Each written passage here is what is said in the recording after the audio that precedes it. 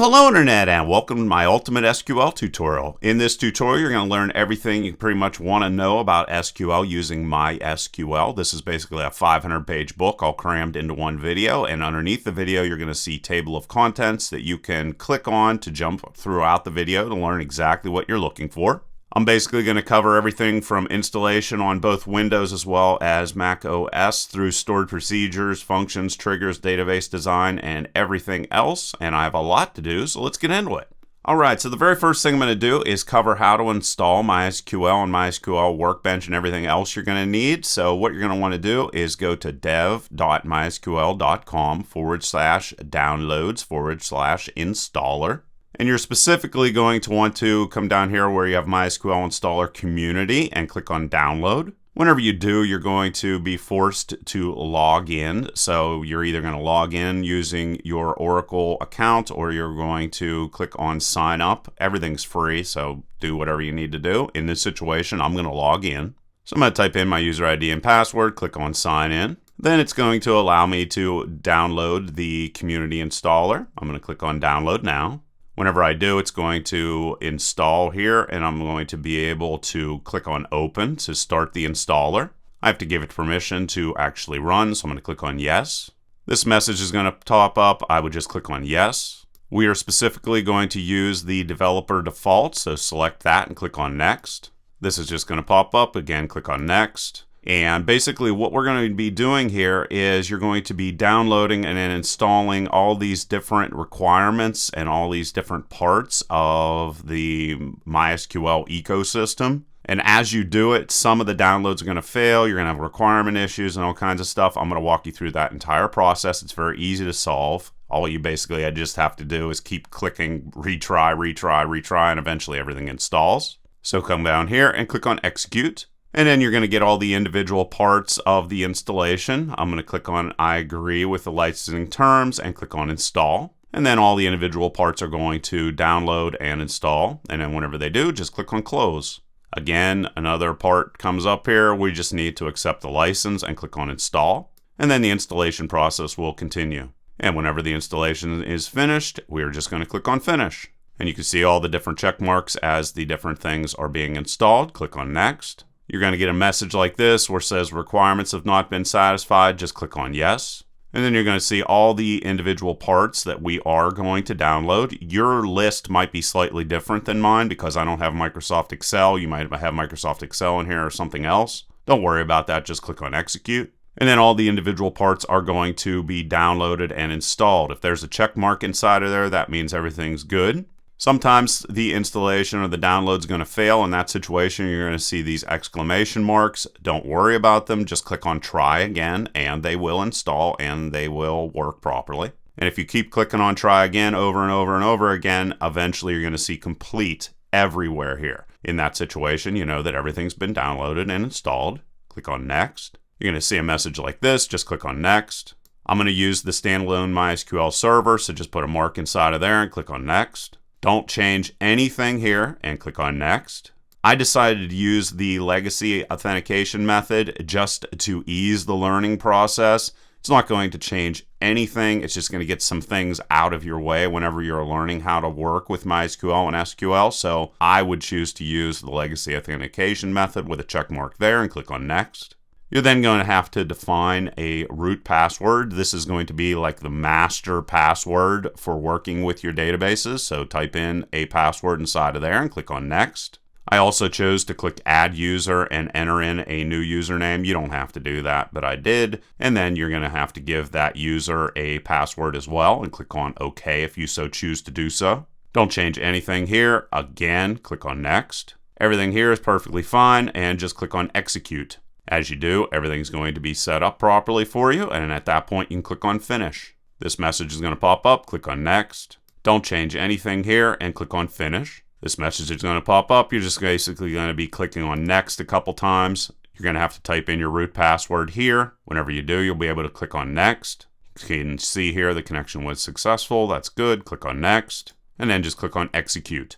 Everything's going to be completed, and you can click on Finish, and then just click on Next. And I chose to start the MySQL Workbench after the setup as well as the shell. Click on Finish. And this is the MySQL Workbench, which is what we're going to be using in this tutorial. And this is the shell. We're not going to use it, but you will be able to use the shell based off of what I'm going to teach you in MySQL Workbench. A lot of the stuff that works over here is going to work exactly the same over here. So you're just going to type in quit over on this guy, and then you're going to click on local instance MySQL 80 right here. You're going to have to enter in your root password and then click on OK. Whenever you do, MySQL Workbench is going to be ready, and you will be ready to work with this tutorial. And here it is full screen, and we know that everything is properly working.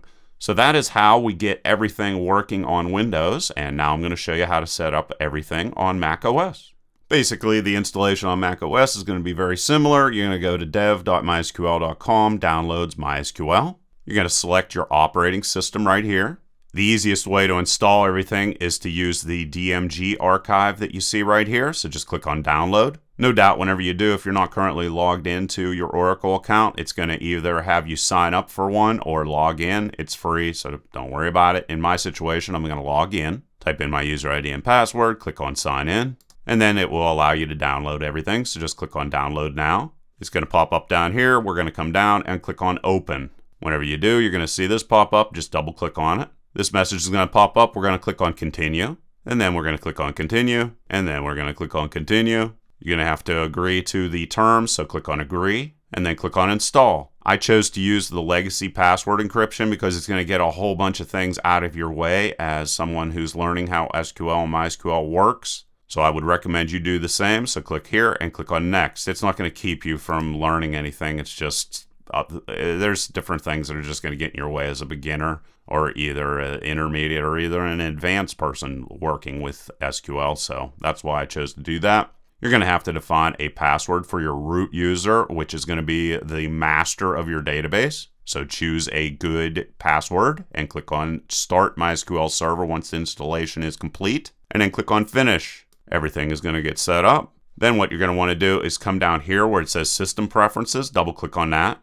Whenever you do, you will see MySQL down here at the bottom. If you double click on that, you're going to see that the server is running, which is a great thing. So you can now come in here and close that. Then we're going to execute MySQL Workbench. So just click up here where the little magnifying glass is and type in MySQL Workbench and then double click on it. And here it is. And then we just come over here and double click on this. Enter in your root password, click on OK. And then MySQL Workbench opens up and everything's looking good. All right, so now you have MySQL Workbench and MySQL and numerous other different things installed. Everything's ready for the tutorial, and so now I'm going to jump into the tutorial. Okay, so a small part of this tutorial is going to be slides. The vast majority of it is going to be me typing in code and executing it, but I just wanted to let you know right there. I'm just going to use some slides to help explain the overview of what we're going to be doing. Now, a database is just data that is structured into rows and columns like a spreadsheet. And to receive or change data in a database, you send commands called queries, and then the database in turn returns a result based on that request. Databases contain many tables of data that is organized into rows and columns, and each column represents one type of data the database stores. And then each row contains multiple pieces of data that are specific to each entity you are describing. So for example, we store information on customers here. Each individual value stored is called a cell, and primary keys are used to define unique entities in your tables. And you can also have non-unique keys, which are just referred to as non-primary keys. So for example, let's say we want to store possible countries in a table with an associated key for each country. We could then refer to those countries in our tables. But because they aren't unique for each customer, they can't be used as primary keys. In this situation, customer ID in the sales table is called a foreign key because it refers to a row of data in a separate table, being the customer table. Now you're going to be able to have multiple foreign keys in a table, but only one primary key. And if any of this is confusing, don't worry about it. I'm going to be showing you so many examples using primary keys and foreign keys and all these other things that I'm mentioning that by the end you will completely understand them. Now, primary keys can be made up of multiple columns. In that case, they're called composite primary keys. But don't worry about that for now. I'll cover that later. And here it is possible to have multiple references to the customer table in the sales table. And you can see that customer 9 is actually listed twice. And in that situation, that is known as a one-to-many relationship. And I'll get more into that later as well. So now we're going to jump over into the MySQL Workbench, and I'll show you how to create a database. Now, to create a database, all you need to do is click this icon up here, which looks like 3 cylinders stacked on top of each other. So just click on that. And that little guy right there is actually called Create New Schema. And MySQL just refers to databases as schemas. So that's all that is. So what you want to do here is go in and give a name for your database. I'm going to call this Sales DB. Leave everything else exactly the same. And you're going to come down here where it says apply and click on apply. Whenever you do, it's actually going to show you the query you would use for creating this new sales database. So just come down here and click on apply again. And then it says SQL script was successfully applied to the database. So click on close. And now you can see your sales database is right here. So now what we're going to do is create a customer table.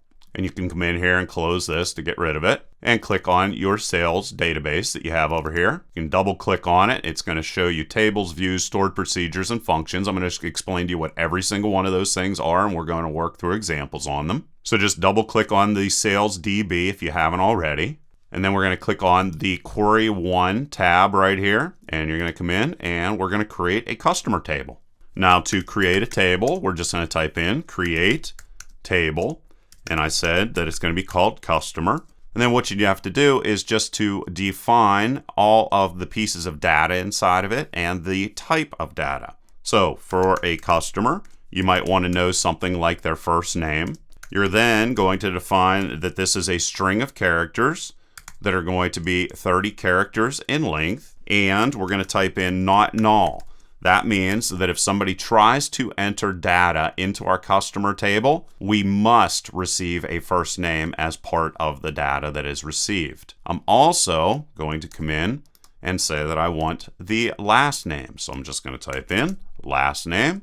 Again, I'm going to say 30 characters in length. Then we're also going to ask them for their email. And you may note that the commands that are specific to MySQL are going to be in uppercase letters, and everything else is in lowercase letters. My email, I'm going to say that I want that to be 60 characters in length. Again, not null. Not null just means I must get that. Otherwise, I'm not going to allow you to put information in my table.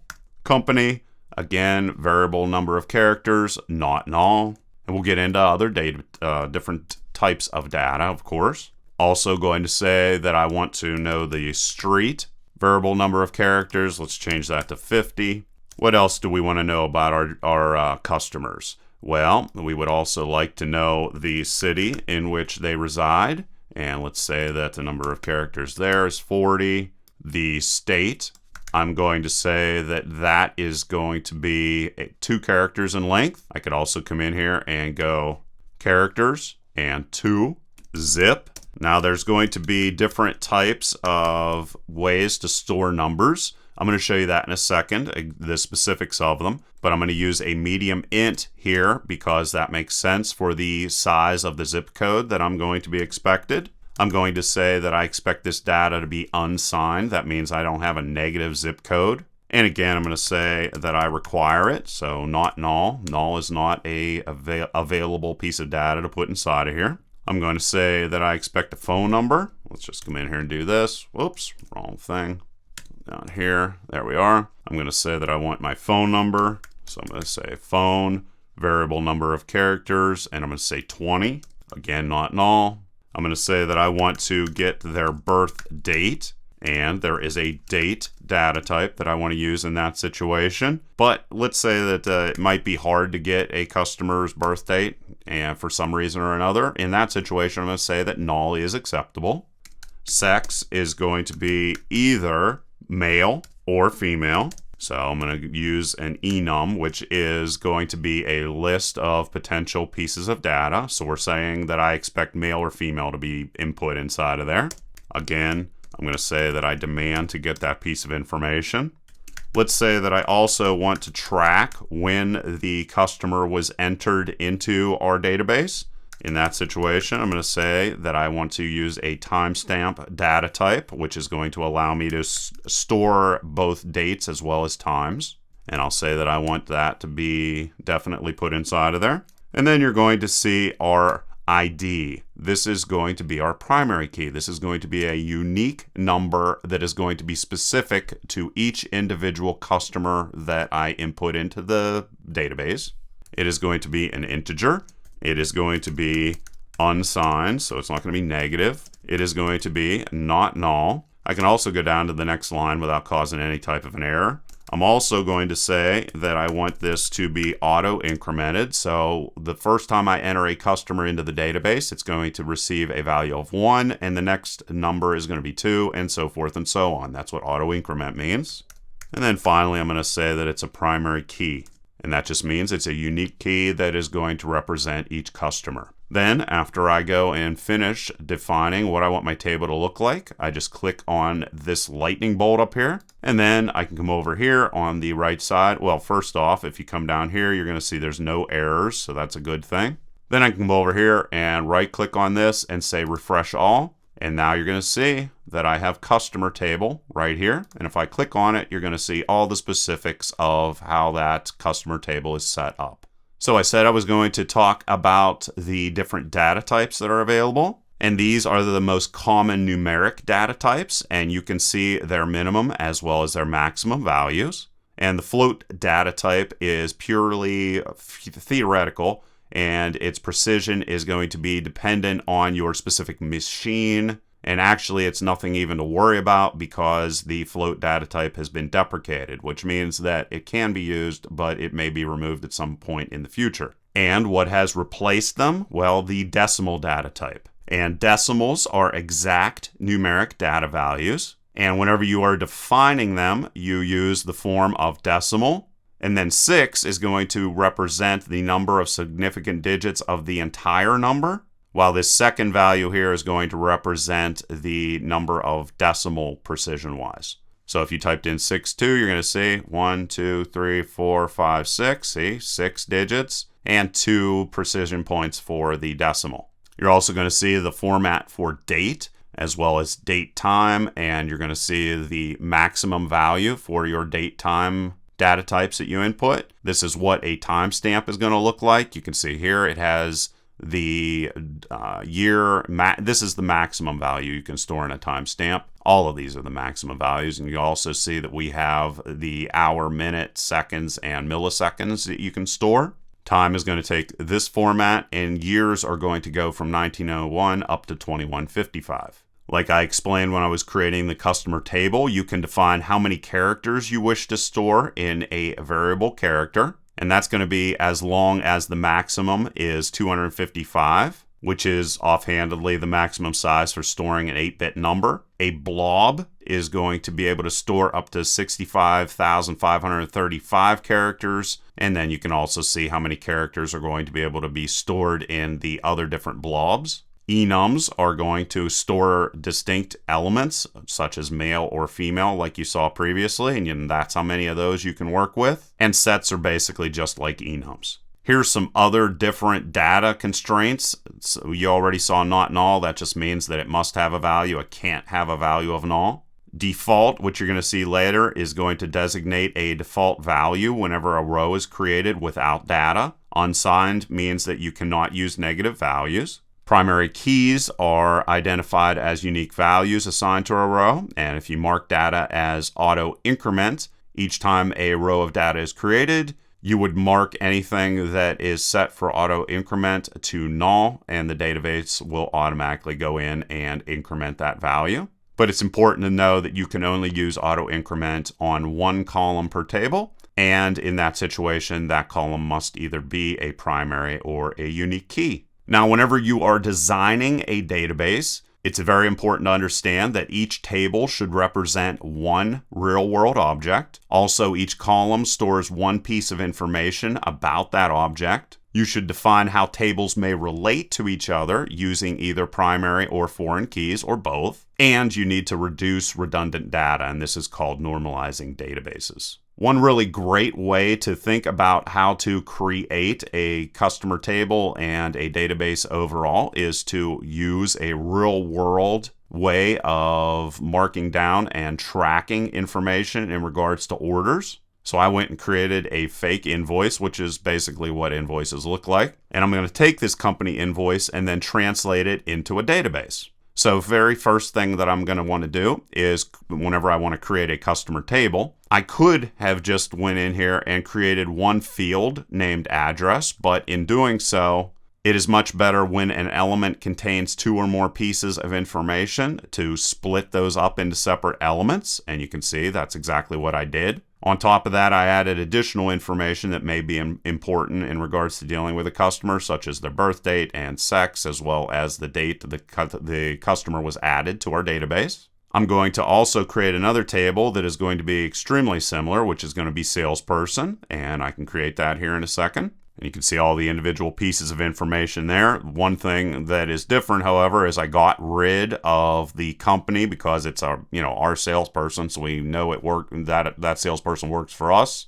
And also I changed date entered to date hired here, which makes more sense. So why don't I jump over and actually create this salesperson? All right, so this is just going to be salesperson. So I'm going to go salesperson, and largely this is going to be exactly the same. Remember I said company isn't going to be here, so get rid of that. And we're going to change date entered into date hired. So put date hired inside of there. And other than that, everything else is exactly the same. So let's just come in here and click our lightning bolt and then come up here where it says refresh all. And now we can see the salesperson has been properly entered. You can see here an example of different table data, and this is going to be specific to, we're running a shoe store in this example in this tutorial, so this is going to be a representative that this is going to be a business shoe, this is going to be the supplier, the specific name, the individual size, as well as any color, names, discount, tax rates, and quantities available for the individual shoe types that we sell. And you can see right here that duplication is a sign that the data should be in its own table. So what we're going to do is create a table called product type, which is going to be associated with name, either business, casual, or athletic. So we're going to create that product table right now. We can just come in here and we can come up and create a new query if we would like. So file, new query tab, there it is. So we got that guy inside of there, and let's go and create it. So we're going to say create table, and this is going to be product type parentheses, and then what we want it to have in here, it's going to represent business, casual, or athletic. So the name is either going to be business, casual, or athletic. Variable number of characters, 30 should be enough, and we're going to say that it must have a value, so not null. And then what are we going to do after that? We're going to give it a unique ID, which is going to be this guy right here. So let's just copy that out of there and paste that inside of there. And that's all we need to do. And then we can come in and click on our little lightning bolt and come over to tables and refresh all. And now we can see product type is right here and everything's looking good. You can see an example here of our sales orders, which once again, we got from that invoice real world thing that we worked with previously. So basically what I'm going to be putting inside of here for each of the individual sales orders is the item ID, the quantity, discounts, whether it was taxable or not. You can see another example of a data type here, a Boolean, which is going to be either true or false, and the falses are going to be represented with the value of 0, and 1 and anything else is going to be considered true. You can see I went and put default inside of there. You can also see I defined a decimal. This is going to represent the individual customer database or customer table that I defined. This is going to represent the salesperson that was involved in the sale, the time in which the order was processed, purchase order numbers, credit card numbers, and all of these different guys. But whenever you look at this gigantic table, you're going to see a lot of problems, and this is where we get into better organizing data so that it is easier to work with. Tables, as I have mentioned previously, should not contain duplicate data. So for example, if we had individual items ordered all in one table, as well as salespersons and purchase order numbers and time of sales, as well as 4 different pieces of credit card data repeated over and over again, this is going to cause us some serious problems. So what we need to do instead is to take this gigantic sales order and break it into smaller and smaller pieces so it's more easy to work with. So one thing that I can do here is go and create another table called sales item, and we're going to link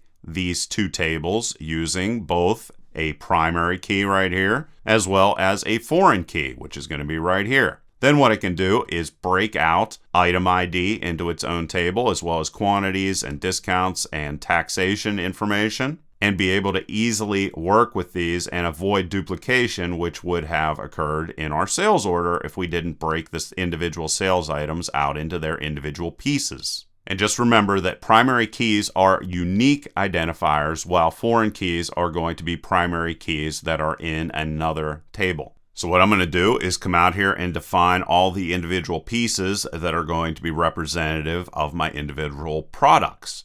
So I'm going to come in and I'm going to call this product instead. And after that, let's just get rid of, well, I'll leave the primary key inside of there.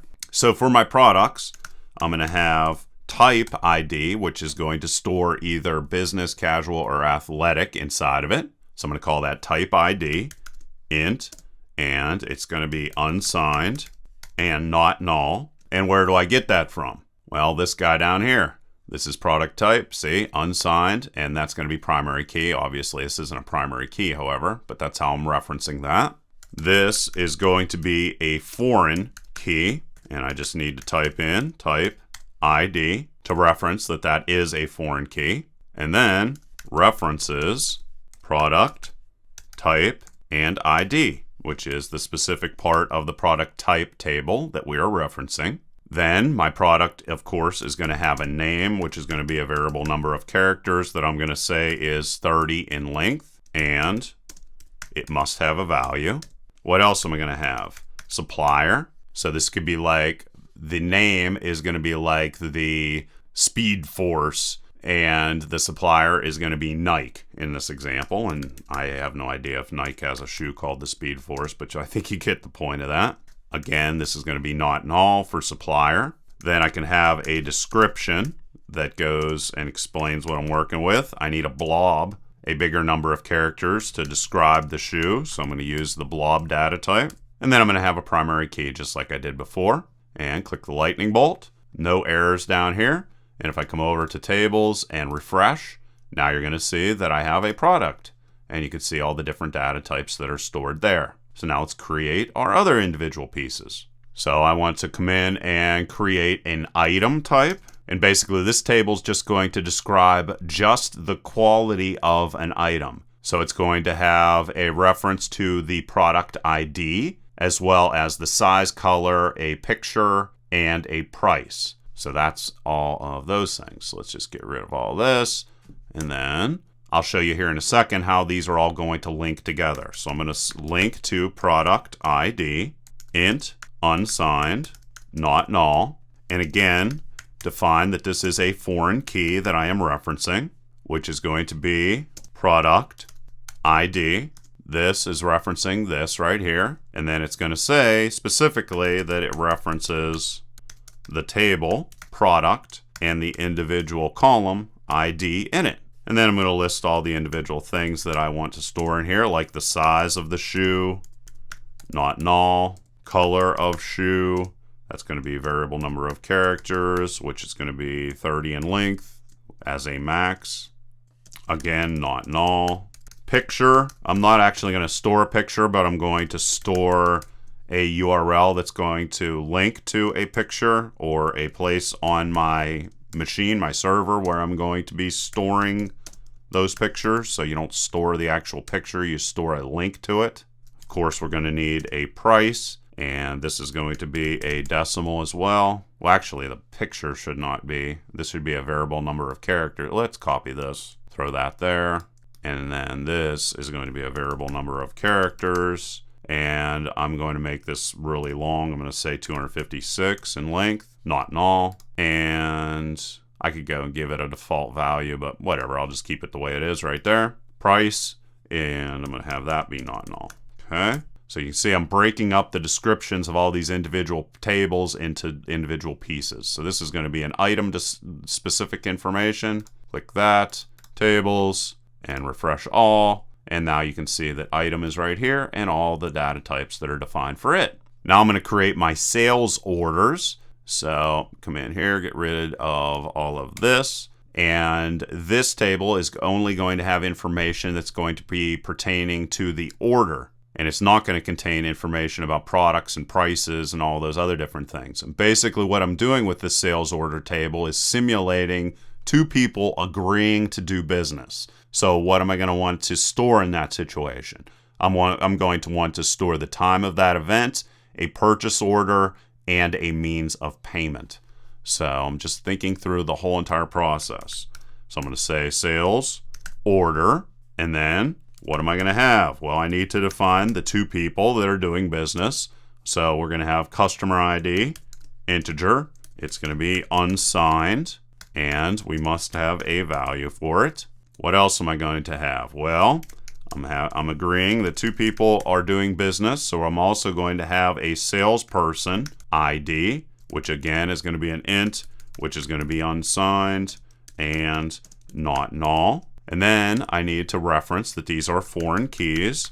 So foreign key, and then say customer ID is going to be associated or is going to references the customer table and the ID inside of it. Then I'm going to do the same thing for my salesperson. So let's just copy this, paste it inside of there, and change this to salesperson ID. This is where that comes from. So I'm just going to copy it, paste it inside of there.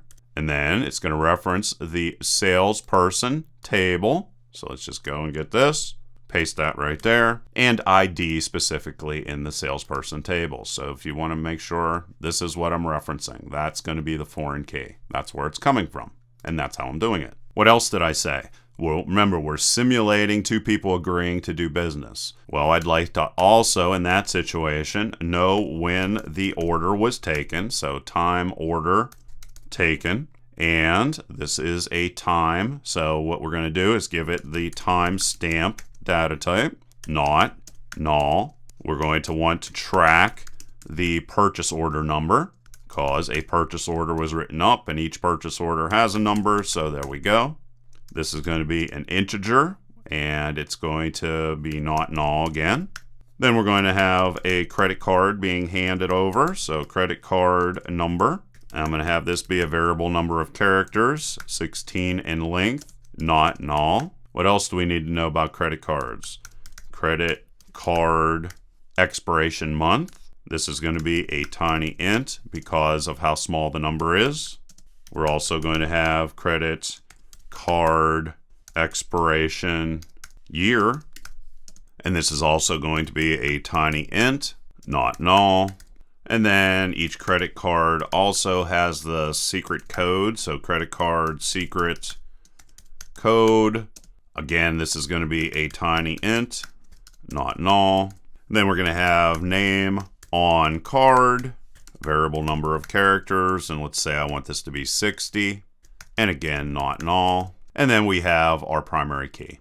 All right. And if we typed, credit card, let's go in here and make sure we typed everything in right. Expiration month, credit card number, purchase order number, time order taken, and all of those individual pieces, and everything looks good. So let's go and run it, or create it, I mean. Down here, there's no problems. Come up here to tables, refresh all, and now we have our sales order as well. And you can see all that information right there if you want to pause your screen. If we do, of course, make an error, I will show you here in a minute how to go and fix and alter the tables. All right, so we have our sales orders. Now we want to have our sales items. Just want to review exactly how these are going to relate. We're going to have our individual product type. That is going to have an identification number, which is going to be referenced in the individual products. So this is going to be business, casual, or athletic. That is going to be referenced in the product table. Its ID for the products, which have the name, supplier, descriptions, are going to be referenced in the item table.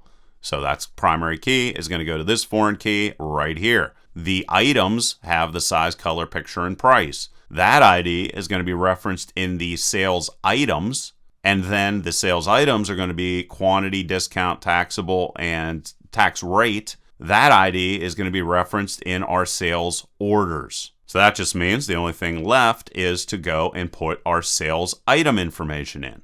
And so that you didn't have to watch me type all that in again, I went and created it ahead of time, and this is the sales items. So basically, each item that is part of an order is going to go in its own table, and it's then going to be linked to the order with the sales order ID. And this is just going to simulate picking up a quantity of an individual item with a certain discount and a certain tax rate, and the item itself is hidden in the item table. And specifically 100% defined specifically there in a way that makes it easy to refer to it just with its ID. And the reason we're doing all this is if I were to go and list color, size, or anything else, that's going to break that ability to consider items in a self-contained way, which would be a bad thing, which is why we're breaking the tables up the way that we are.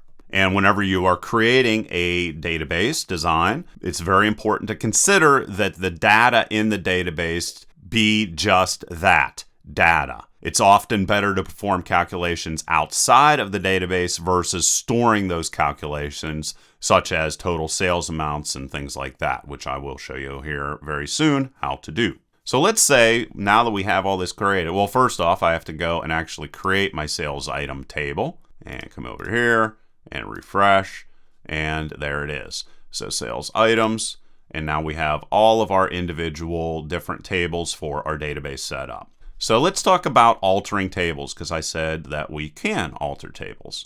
Let's come in here to, well, we don't need any of these, so yeah, don't save that. All right, so we're inside of here. How do you go about altering a table? So let's say that I want to add a new column.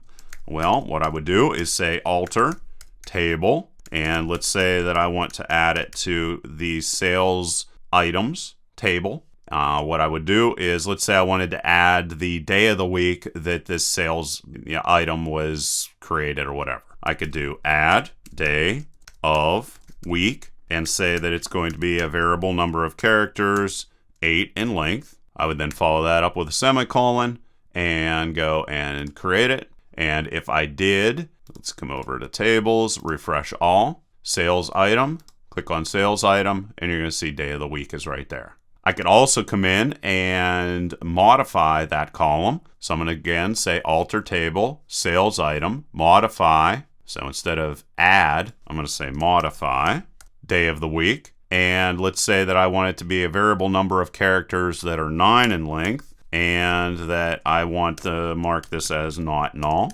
Execute it.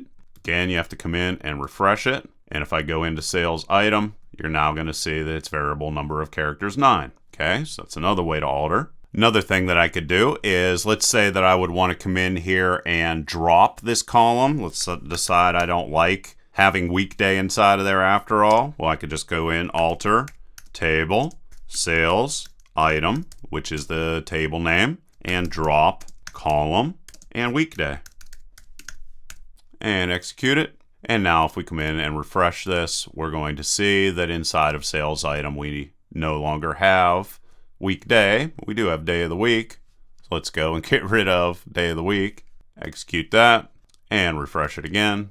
Sales item, and now you see it's gone. All right. Well, what would happen if we would like to come in here and let's create another table? So let's create a table and let's call this transaction type. And let's do all kinds of funky things with it. So let's say we have a name, variable number of characters, and 30, and not null. Let's say we have payment type, variable number of characters, and have this be 30 as well, not null. And then it's going to have a primary key and auto increment, and this will be the primary key. Close that off, and let's create that table. Refresh, transaction types right there. We could then come in and rename our table if we would like. So just go rename table, transaction type to, let's say we want it to be called transaction instead. execute, refresh. Transaction type became transaction. We're also going to be able to create an index. And let's say we want to create an index based off of a single column. We can say create index transaction ID on transaction name. Create that. We could also come in and create an index based off of two columns. So let's change this to transaction ID 2 on, and then say transaction name as well as payment type. Execute that, and we created another one. We'd also be able to come in here and delete data that is in a table just by saying truncate table transaction. There's nothing in it right now, but that doesn't matter. That'll work. And then finally, we could drop the table all together just by saying drop table transaction, and it's gone. You can see over here. All right. So there you go. There's a whole bunch of different ways in which we can alter columns and tables. And now I'm going to show you how to alter tables inside the workbench. Now you're also going to be able to view as well as alter tables just by coming over to your table and right-clicking on it and then coming down to where it says alter table. You can see then that it gives you all the information about your table. In this situation, it's our customer table. You can change the name just by clicking on it and then typing in a different name. You can change all of the different constraints as well as the data types. You can come in here and mark this as a primary key. This stands for not null. This means unique. This is binary. This is unsigned. This is zero fill, which means it pads the displayed field with zeros. This AI stands for auto increment. This is going to be generated, which means that it contains functions that auto create values. And then you can also put a default value inside of here. You're also going to be able to double click to add columns as well as right click to delete selected pieces of information. And of course, if you make any of these changes whenever you're done, come down here and click on apply to apply those changes. But we're not going to change anything right now. Instead, I'm going to show you how to both insert as well as update and delete database values. So let's click on our query tab once again. I'm going to first off go in here and insert some information into our product type table. To do so, you just go insert into whatever your name is for the table you want to insert into. This is going to be product type. You're then going to list the pieces of data you want to enter by their name. So I'm going to say I want to enter name and ID. Follow that up with values, and I'm going to put this on the next line so it's easier to fit everything. And then inside of parentheses, what you want to put in. So I'm going to say business, and then for the automatically generated primary key, you just put in null, and it automatically generates it for you.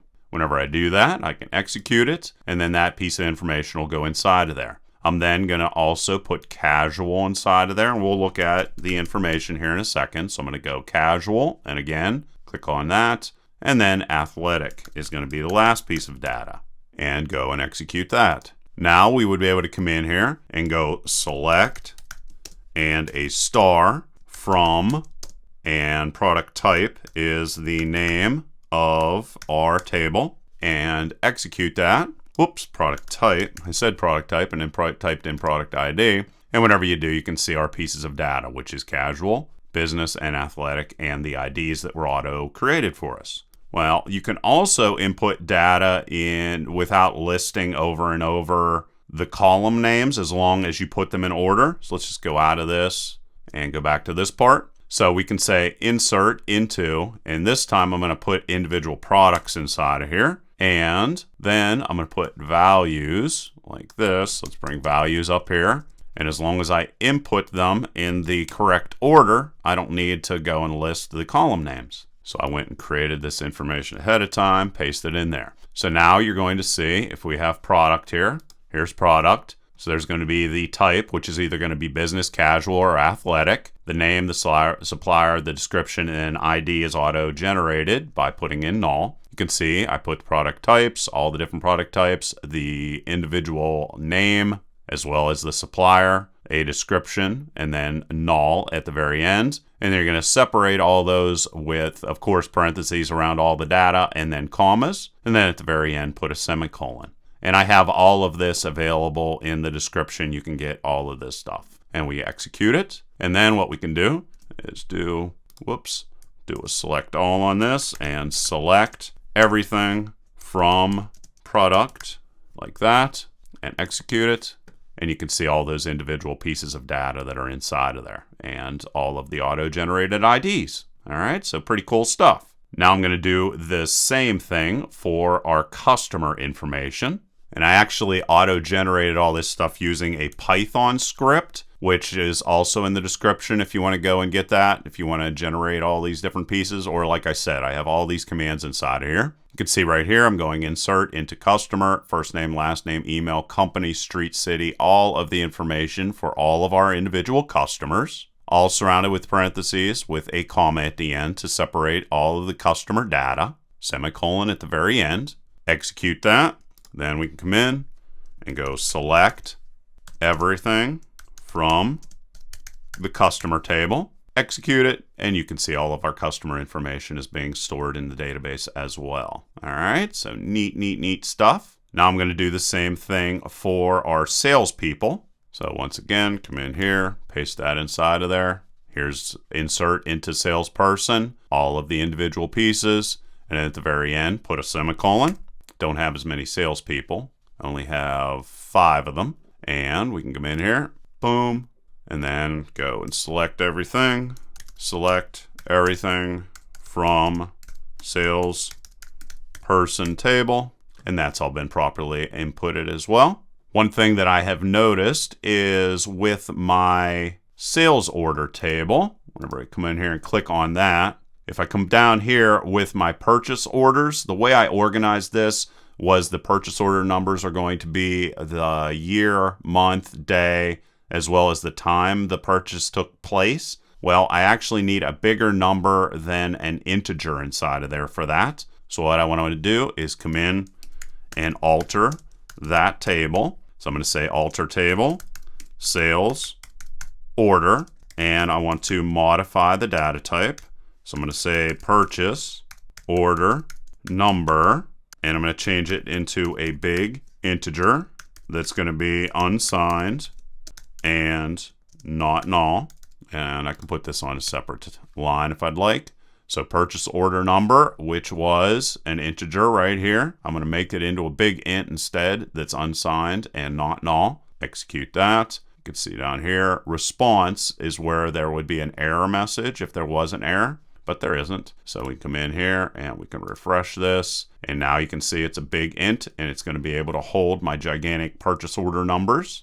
Had another error here also with my sales order in which I was trying to auto-generate the secret codes. So here's credit card secret code. Well, I knew that the secret code could be up to 999, but I didn't set it up that way because it's set up as a tiny int. I need that also to be altered. That's also in sales order. So I'm going to go sales order, modify, and then I'm going to say credit card secret code, and I'm going to change that into a small int. So let's change it into a small int.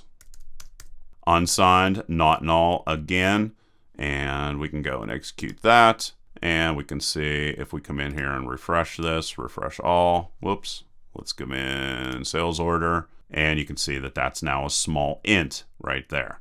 Okay, so a couple little changes that we make as we create our database, totally normal. Now what I want to do is come in and insert my individual items. And there all those are. So insert into items and the values. We click on item. You're going to see here size, color, picture, price, ID. And you can see right here all of those individual pieces of data. Again, surrounded with parentheses, separated with commas, and make sure that the very last one is a semicolon, which it is. And then we can execute that. And we'll see that item is also going to be set up properly. So you can also type in these commands like this. It's just kind of a can be a problem. So harder to read. Select from item like this, run it, And there's all those items. I can then come in and put in my sales orders. So there's all that information, whole bunch of information. And sales orders, of course, is going to be customer ID, salesperson ID, time order taken, purchase orders, all that information. That is all right here. Again, just make sure that I have a semicolon here at the very, very end. I do. And there it is. And we can go and execute that. And then we can copy sales order and delete that and select everything from sales order. Okay, and whenever we put through those sales orders, we'll be able to see all of them here. Just a special note here, all of my IDs start at 201. Whenever this is created, I accidentally hit this twice. So it goes from 201 down to 300 for the IDs. But everything else there is okie dokie and very good. Next thing I need to do to finish up all of my input is to input my sales items. And there are all the sales items, and specifically sales items, and this is item ID, sales order, quantity, discount, taxable, sales rate, and then the primary key, which is auto-generated. There's all of those. And this is the reference to the sales orders. As you can see, they're all in the 200s. And go down to the bottom and throw a semicolon and then execute that. 200 rows were affected, so that's good stuff.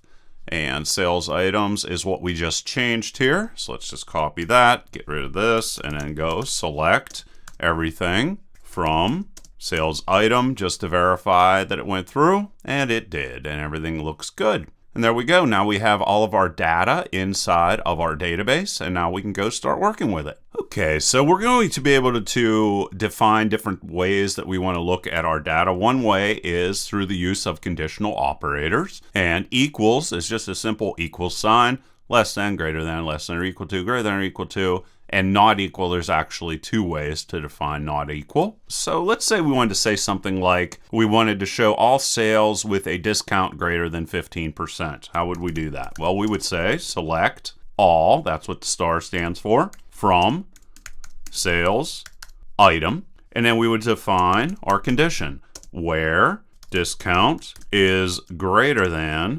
15%, and there we go. And if we execute it, you're going to see all of those sales, and you can see the different discounts right here. So lots of discounts were handed out. We're also going to have what are called logical operators, which are going to allow us to combine conditions, and those are going to be and, or not. And let's go and let's see what one of those looks like. So let's say we wanted to find order dates for all orders in December of 2018. How would we do that? Well, I'm going to say specifically that I'm interested in the time the order was taken. So I'm going to say time order taken and from sales orders. And then I'm going to say where time order taken, let's just throw this in here like that, is greater than, and then I'll define my date, which is going to be 2018 12-01, and I'll say time order taken again, less than, and then we'll go and do the same thing with our date, and we can throw this on the next line, and throw this here, and then change this to 31 instead, and then we can run it, and you'll see that there were 2 actual orders taken. You'd also be able to list out any other additional information. So inside of sales order, we could say, for example, customer ID. So if we wanted to see what the customer was that did that, we just tack that in there with a comma in between them, run it, and there you can see the customer ID that matches up with it. You're also going to be able to do the same type of thing by using between. So you can say time order taken, and then inside of here, go between, and then get rid of that space, this guy right here, and get rid of this, bring that over here, and then throw that up there, and then run it again, and you're going to see you get the same results. So 2 different ways to get the same information. Order by is going to be another command we can use to determine the order of the information that's being output. So we could go do our discount again. Here it is. So we can say that we want to get everything. So that's going to be star from sales item where our discount is greater than 0.15. And then we could say order by and discount. And if we execute that, you're now going to see that the discounts start off low and grow as they go up. So that's how order by can be used. You're also going to be able to, let's say we wanted to go from high to low. We just put descending inside of here, and now we can change that up. We're also, let's say we wanted to get just the top 5 discounts. At the very end of this, we could say that we just want the first 5 just by putting limit inside of there 5, and there those are. And then we could get the next 5 by just putting a comma and putting a 10 after that. And then we would get the next grouping. Okay, so more stuff we can get. We're also going to be able to come in here and combine data. So let's say we wanted to come in and get the first name as well as phone and state for everybody that lives in the state of Texas.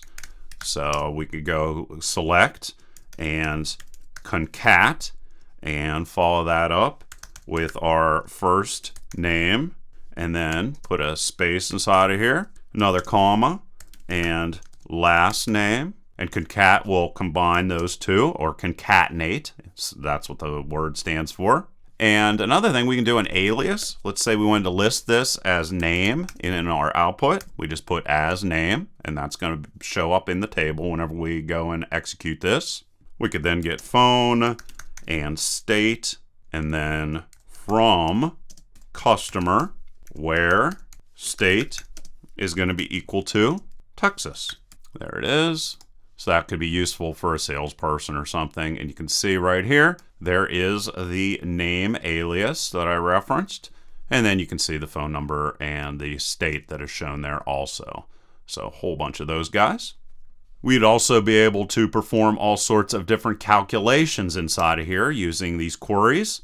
So let's say we wanted to go select and get the total value of all business shoes in our inventory, for example. We could go select and product ID, and then go sum and price. And we could change this. We can use alias again as value from, use the item table where the product ID is equal to 1.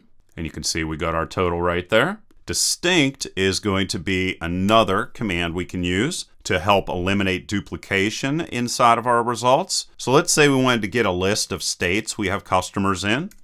We could say select and then distinct state from our customer table. And let's say we wanted to order them alphabetically, order by state. Run it, and there we go. Got the 5 states where we have customers. We could also come in and say we wanted to get all the states where we have customers, not including California. And to do that, we'll say we would do all of our conditions inside of where clauses. So we'll say state not equal to California. Run it, and then we just get all of our states excluding California. The in phrase can also be used to test if a value is inside of a list. So we have select distinct state from customer, and then we'll say where state in, and we'll say that we just want those states that match with either California or New Jersey. So we can say, do we have customers in California or New Jersey? And it comes back, and you can see that yes, indeed, we have both. All right, so there's a couple different ways we can use queries, and I'm going to cover many more, but now I want to talk about getting data from multiple tables. Now we're going to be able to get results from multiple tables with either inner joins, outer joins, or unions, and I'm going to show you examples of all of those. And the most common join is the inner join. That's what you're going to use most of the time. And with it, you're going to join data from 2 tables in the from clause with the join keyword. And then again, we're going to have an on keyword, which is going to be used to define the join conditions. So let's say we wanted to do something like get all items ordered ever and then sort them by ID while listing their price. So we could say select item and ID and price from, and we'll say item, and then we want to do an inner join so that we join the items table with our sales item table, and our condition is going to be defined after on, and the condition is going to be item ID is equal to our sales item, which is item ID. Okay, and you can see how we're able to use primary keys and foreign keys to join data. And then we'll say we want to order them by the item ID. Run it, and there you can see. And there is all of our pieces of information for our item ID as well as the price for that. And that is just the beginning of the usefulness of joins. We're also going to be able to use the join condition to find IDs that are equal in the tables item and sales item.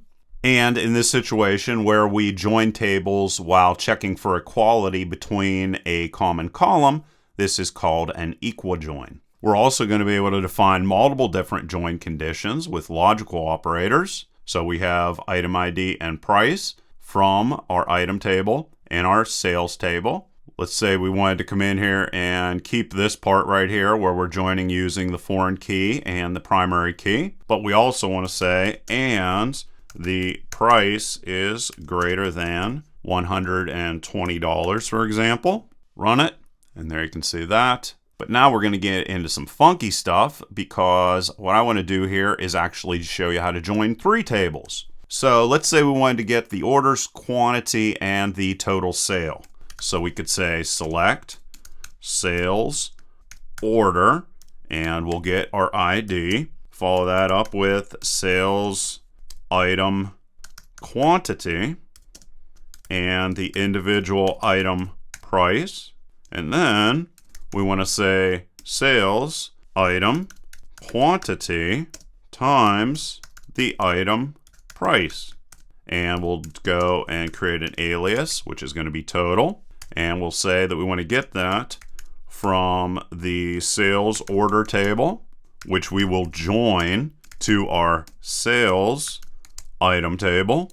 And the condition is going to be that our sales item sales order ID is equal to, whoops, accidentally put a space inside of there, is going to be equal to our sales order ID. And then we can do another join.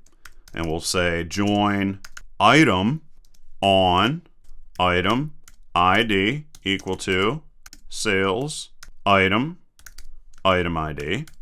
And then let's order this by our sales order ID. So now we're getting into some really good stuff. And if we run it, you're going to see here, quantity 1, the price of the individual item was $139.26, and the total, of course, is the same. And then as we add in additional information here, we have quantity 2. You can see the total sale and how they match up with the different order IDs. All right, but as we go, we're going to get into even better stuff. But one thing that I left off are the arithmetic operators that we have. So of course we have plus, minus, subtraction, and integer division, as well as regular division. And modulus is just, it provides the remainder of a division. And we'll see more on that, and we'll do more with them as well. Another thing that's going to be available to you, but it's kind of frowned upon, and you're not supposed to do it, but you can do it, so I'm going to show you, is actually defining the on condition with where instead of on. So you could actually come in and go select item and price from our item table as well as our sales items table. And then you could say where item ID is equal to sales item dot item ID and price is greater than 120. And order by item ID, and run it, and you can see you get those same types of numbers that we saw before. So just another option. And that's just the beginning of inner joins. Much more is coming, but now I want to talk about outer joins. Now, an outer join is going to return all of the rows from one of the tables being joined, even if no matches are found. So there's going to actually be two of them. A left outer join is going to return all rows from the table being joined on the left, while a right outer join is going to return all rows from the table on the right. Now, it's common practice to avoid right outer joins, so I'm just going to use left in this situation. So here, let me just give you an example. So we can just say select, and let's say we want name and supplier and price from product left join with item. So here's the product table and the item table, and we're using a left join here. On item, define our condition for how this is going to match up. So product ID equal to product ID, and then order by name. Name. There it is, and run it. And there you can see all of our results once again. There is our name, and there's the supplier, and there is the price for the joining of the product and the item tables. All right, so quick example of an outer join. We'll do some more later on, but now I want to talk about cross joins. Now, a cross join is going to include data from each row in both of our tables. So what I want to do is grab information from the item as well as the sales item table. And this is going to produce a whole ton of different results. And because there is no join conditions, whenever you're using a cross join, you're really rarely going to see them, but I just want to cover it just so that I can. So what you do here is you say select sales, order, ID, and quantity, and product ID from item table, and then you type in cross join, that's where the name comes from, and sales item, and then see there's no conditions here, you get it all. Order by and sales order ID, and if we execute it, there you can see there's every single thing. All right, so that's a cross join. And why don't we talk about unions? Basically, a union is going to combine the results of two or more select statements in one result. Now, one thing that's important to understand with a union is each result must return the same number of columns and data in each column. And on top of that, the data in each column must have the same data type. So let's say we wanted, just as an example, to send birthday cards to all our customers as well as our salespeople for the month of December. How could we do that? Well, we're going to say select and first name and last name and street and city and zip. See if I can spell zip right. There we go. And birth date.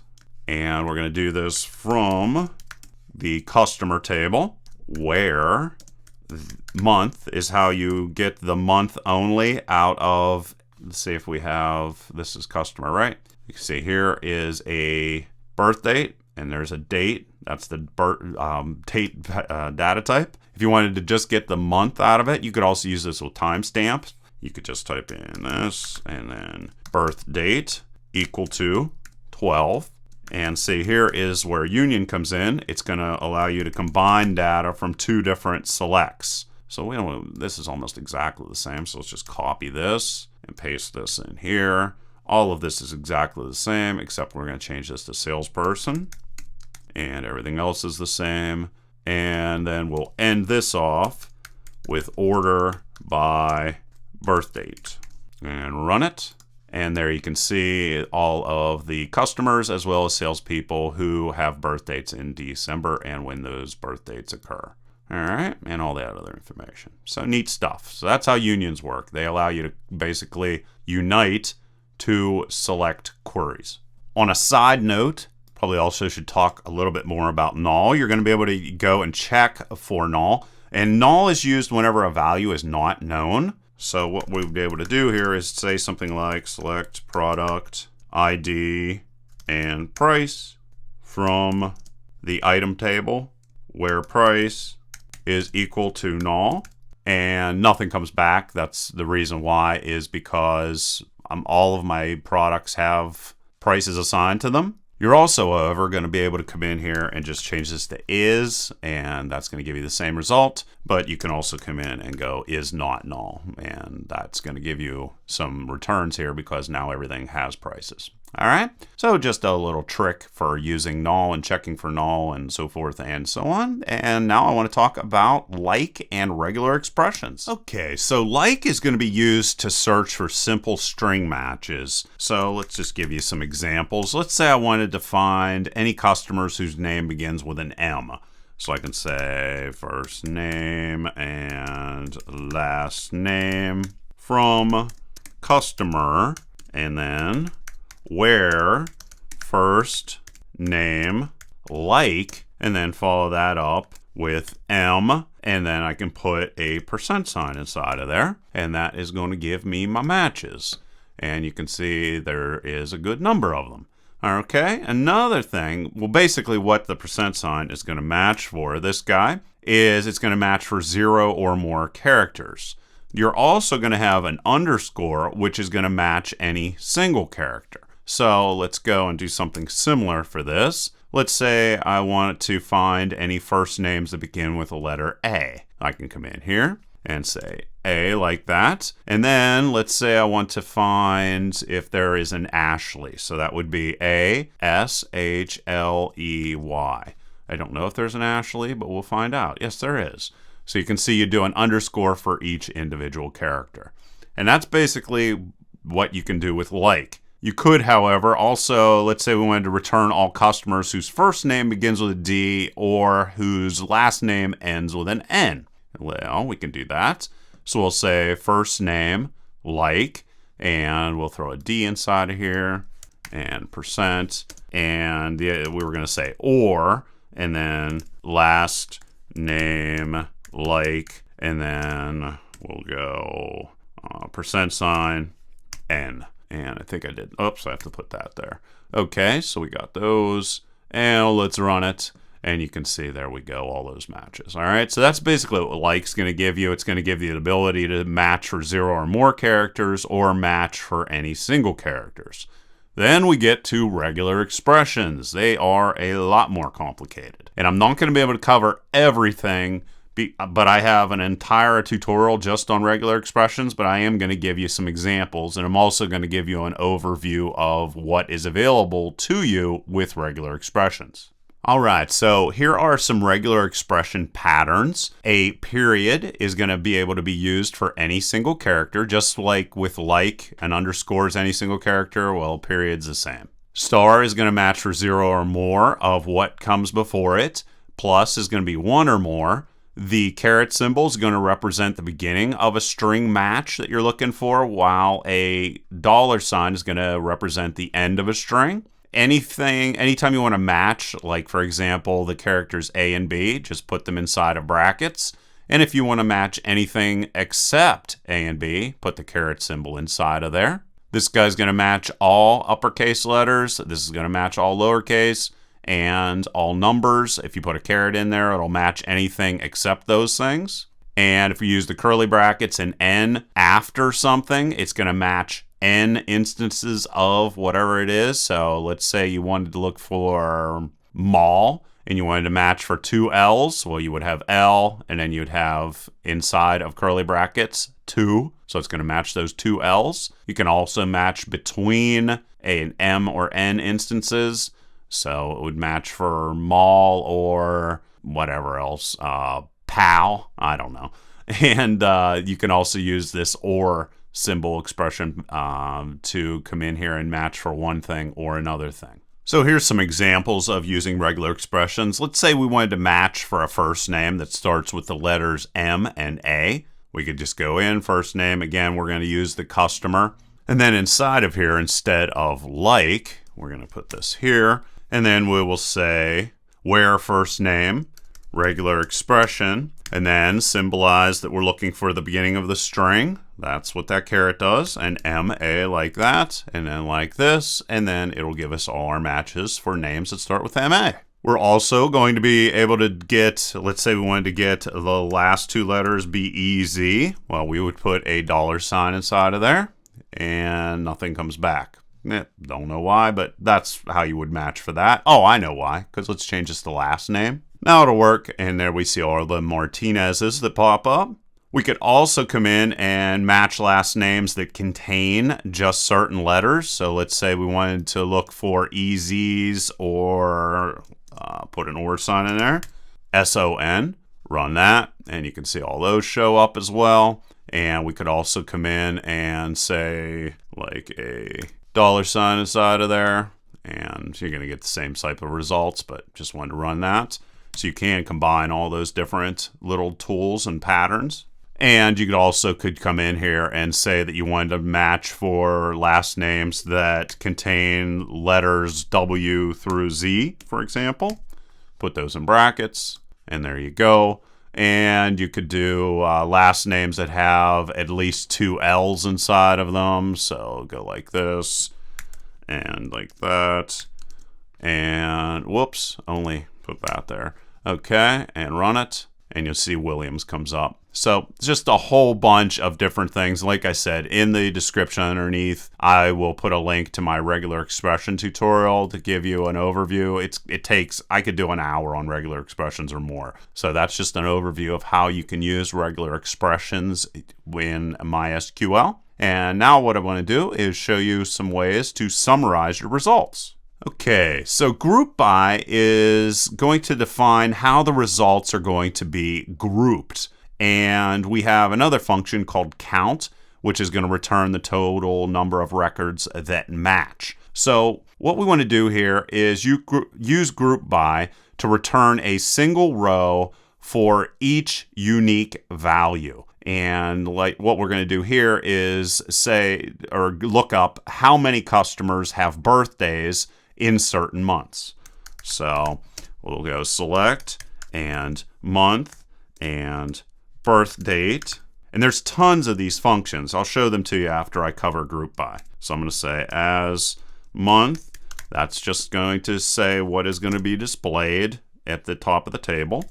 And let's say we want to count all the individual amounts. That's going to allow us to do that, and we'll name this amount. Then what we want to do is we want to take this from our customer table, and we want to group, go down here, group by month. So it'll just have everything grouped into all the individual months, and order by month. Okay, so this is going to show us this, and you can see right here that in the month of January we have one customer, and so forth and so on for all of the other months of the year. All right, so that's one way to use group by. Later on in the tutorial, we're going to get even more complicated stuff. But let's say we wanted to find those months that had at least two or more customers with a birthday in them. Well, to do that, we have another command called having, and you have to put having after group by. So we could say something like having amount greater than 1 and run it. And now you can see it's only giving you the results where we have two or more people having birthdays in individual months. So pretty neat stuff. And let's go and do another thing. It's kind of interesting to finish up working with group by. Let's say we wanted to get the total purchases from each company. How would we do that? Well, you go select and customer ID and the company involved, and we want to count them. So like that, and we'll call this as purchases. And we're going to get this from our sales order, and we're going to join this to our customer table, and we're going to do that using our condition here where the customer ID is equal to customer ID, and then we will group by customer ID. Customer ID, and run it. And you can see all of the individual companies and how many purchases each of those companies made. So pretty neat stuff. It's just so easy to work with data using SQL if you know how to use it properly. And now what I want to do is jump over and show you some of the other aggregate built-in functions. All right, so here is a whole bunch of them, and I've been using them in my statements, so I think you'll be able to pretty easily figure out how to use them. And as the tutorial continues, I'm going to use a couple of these. So you can see we can get the absolute number. There's all kinds of trig functions. You can average, and by averaging, we would average the column name. Ceiling is going to round up. Degrees is going to convert from radians to degrees. You can see that there's exponent. Floor is going to round down. There's two different log functions. The mod stands for modulus, which gets you the remainder of a division. Pi is built into MySQL. We can go and find the power of different values. We're going to be able to convert from degrees to radians. You're going to be able to generate random values from 0.0 to 1.0, and then you can go and add or multiply those values to get all kinds of different random values. You're going to be able to round. Basically, it's going to round down. If it's less than like for example, 4.5 is going to turn into 4, and if it's 4.6, it's going to turn into 5. That's what the round function does. We have square root, we have standard deviation, and a whole bunch of other different things, but those are the general functions that I personally have not used in this tutorial or don't plan to use. So there you go, a rough overview of those. And now what I want to do is talk about some other different aggregate functions and give you some examples on how they can be used. So just to start off here simple, let's say that I would want to sum the prices of all my items that I have. I could just go select and sum and price and from item. And that's going to run, and that's going to give me my total inventory value of $7,231.58. Okay, so let's go and get even more things. So let's say I want to use a whole bunch of these aggregate functions. And an aggregate function is just a function that returns a single value from multiple parameters. And it doesn't have to be multiple parameters, it can just be one.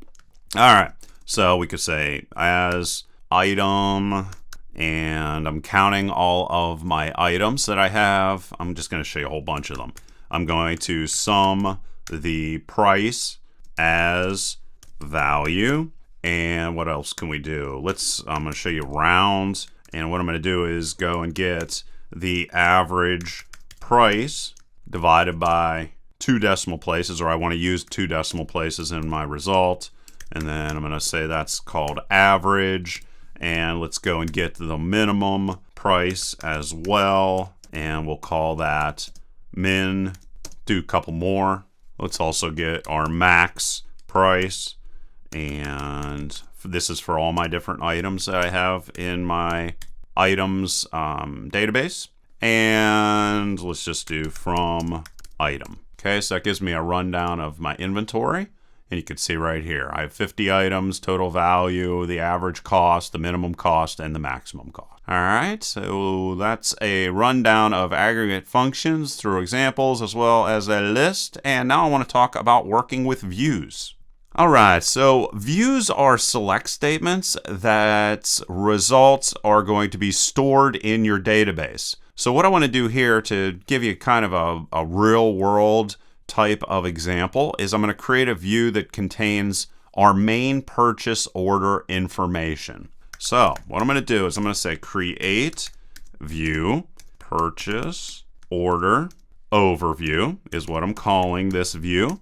Purchase order overview as, and then afterwards I'm going to put in a select with a whole bunch of different joins to combine a whole bunch of data from a whole bunch of tables. So what I'm going to do is I'm going to say that I want to get my purchase order number from my sales order table. So purchase order number. This is going to be like a real useful thing. I'm also going to get whatever the company is that made that purchase. I'm going to say that I want to get the quantity that they bought. So sales item and quantity. I'm going to get the product supplier. So that's going to be like Nike or whatever. And I am also going to get the individual product name. So product followed with name. I'm going to get the item's price. And I am going to go and get the quantity and multiply that times the price to get the total. So I'll go sales item underscore item, and that's going to be quantity, and multiply that times the item's individual price, and I'm going to give that an alias of total. All right, so I think that's pretty, you know what, let's put even more in here. I'm also going to go and put the salesperson that made the sale into this. So concatenate, and I'm going to put salesperson and their first name and salesperson and their last name. And let's give this the alias of salesperson. Okay, now to get that, I'm going to join some tables. So I'm going to say from sales order table, I'm going to join sales item. So those two tables go together. And how are they going to go together? They're going to go together by comparing the foreign and the primary keys. So I'm going to say on sales item, go like that, and sales order ID, sales order ID being equal to the sales order ID. And then I'm going to join even more. So I'm going to say join item, and how am I going to join it? Well, I have to give it a condition. Again, it's going to be the primaries to the regular foreign keys.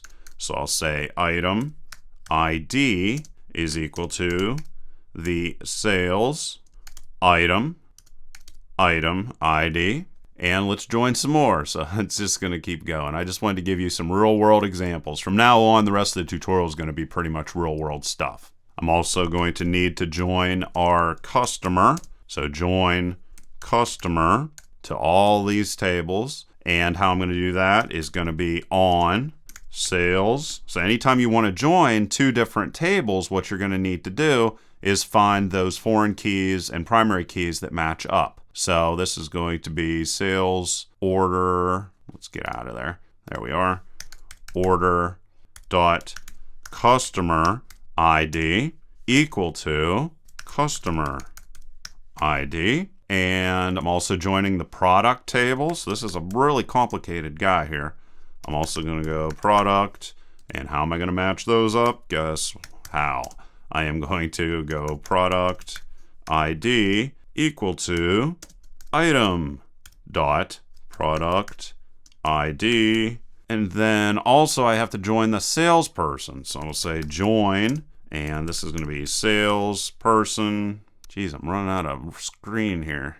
So there's salesperson, and on, this is going to be salesperson dot ID equal to sales order salesperson underscore ID. And then as a final thing, I'll say order by purchase order number. All right, so that is a long query that's going to give us some crazy stuff, and it's going to store everything in a view. So let's run it. As long as I didn't type anything wrong, it should work. And it looks like it did. So let's come in here and just refresh all.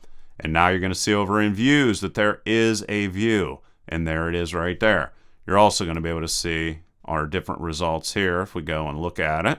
And how we're going to do that is, let's just select all of this stuff, and to see our purchase order overview, which is going to be stored in the database, and it's going to update also as other parts of the database update on its own.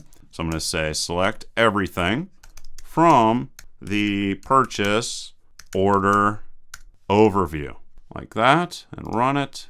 And whenever you do, it's going to give you this view with all of that information that we requested. So pretty neat stuff and very, very useful. And that's how we go and create views and how they work. All right. Now you're going to be able to drop this view if you decide you don't want it anymore, just by coming in and saying drop view and then follow that up with whatever the view is you want to drop, but I don't want to do that. And it's also important to know that And as a side benefit to a view is that they are going to allow you to hide or change data in other tables while keeping the view the same. And this is beneficial in hiding data from users who shouldn't have access to it directly. And one thing, however, to be aware of is if you want a view to be updatable, it can't include the terms distinct, union, it can't have any aggregate functions in it, nor can it have group by or having. So knowing that, I need to change my view that I had previously, and this would be the new format of it. Basically, what I had to change here about this is I had to remove the aggregate functions because I didn't have any of the other issues. So that means I have to get rid of concat and all that stuff. Let's just come in here and go sales, fname. Well, I could do a concat in another way, but I'm just going to do it this way right now. So this is basically the way the view is going to look that is going to allow it to be updated. Like I said, I just removed the total aggregate. You can pause your video if you want to type that in, or like I said, all this is available for download for free. So this is the new one. So we can come in here and run that. Or actually, you know what? I have to go and drop the other one first. So let's do that. Okay, so let's get rid of this. And to purchase order overview, so let's go drop view purchase order overview like that. Run that, get rid of it, and then go in and create the new one. Throw that inside of there. Now run it. And now we have the new one. And now if we wanted to get that aggregate function like the totals and things like that, we still can. All we need to do is to come in and do something like select everything, and then we can add to it. So then we'll also say quantity times price as total from purchase order overview. And there we go. Now we got our same results. Whoops, you don't have to save that and run it.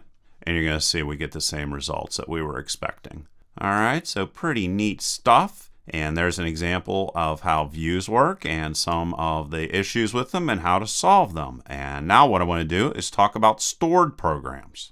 Now you're going to be able to write programs that are similar to traditional programming languages. And there are different types of stored programs. There are stored procedures,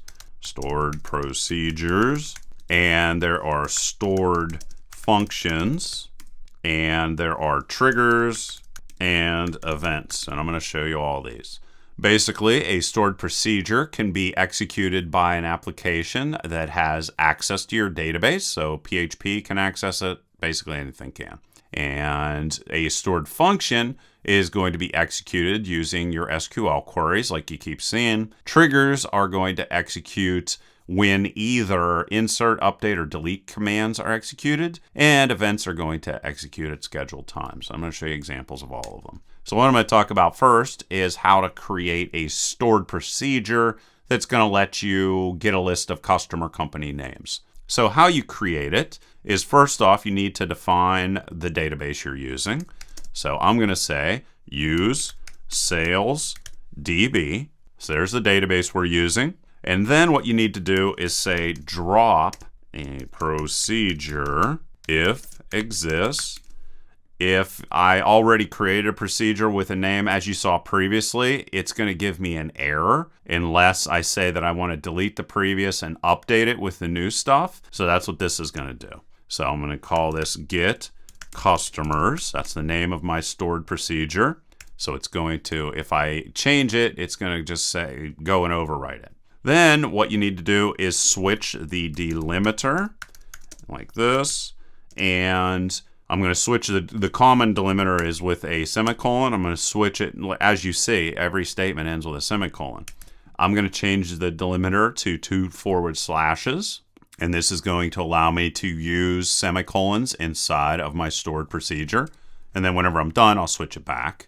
So now to actually create the stored procedure, you go create procedure, and you already saw the name of it, get customers, and you can pass values inside of here. So I'll say get customers. I'm not going to receive anything though to start off. And then begin is going to assign the beginning of where the procedure code is going to lie. And then you're going to do whatever you want to do. So I'm going to say select customer company from customer. Just do something pretty simple here. End that with a semicolon. And then we're going to say end and 2 forward slashes. And then at this point, I can say that I want to switch the delimiter back to semicolons. And then to call for this stored procedure to execute, I say call get customer. You can call this, outside of here, but I'm just calling it here so you can see it execute. And I'll run it. Whoops, get customers. There we are. I have that the same. All right, good. Get customers, and you can see it gave us a list of all of our customers. All right, so neat stuff. And we're going to do way more complicated ones after this. Let's say that, for example, I'd like to create a procedure that returns inventory value based on supplier. A lot of this stuff's going to stay the same. Sales DB is going to be the same. Delimiter is going to be the same. Down here, I'm going to say get supplier value. So I'm going to say get, do it here too.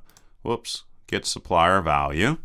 So supplier underscore value and create that procedure.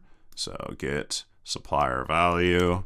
And then this guy's actually going to receive a argument, which is going to be the supplier's name.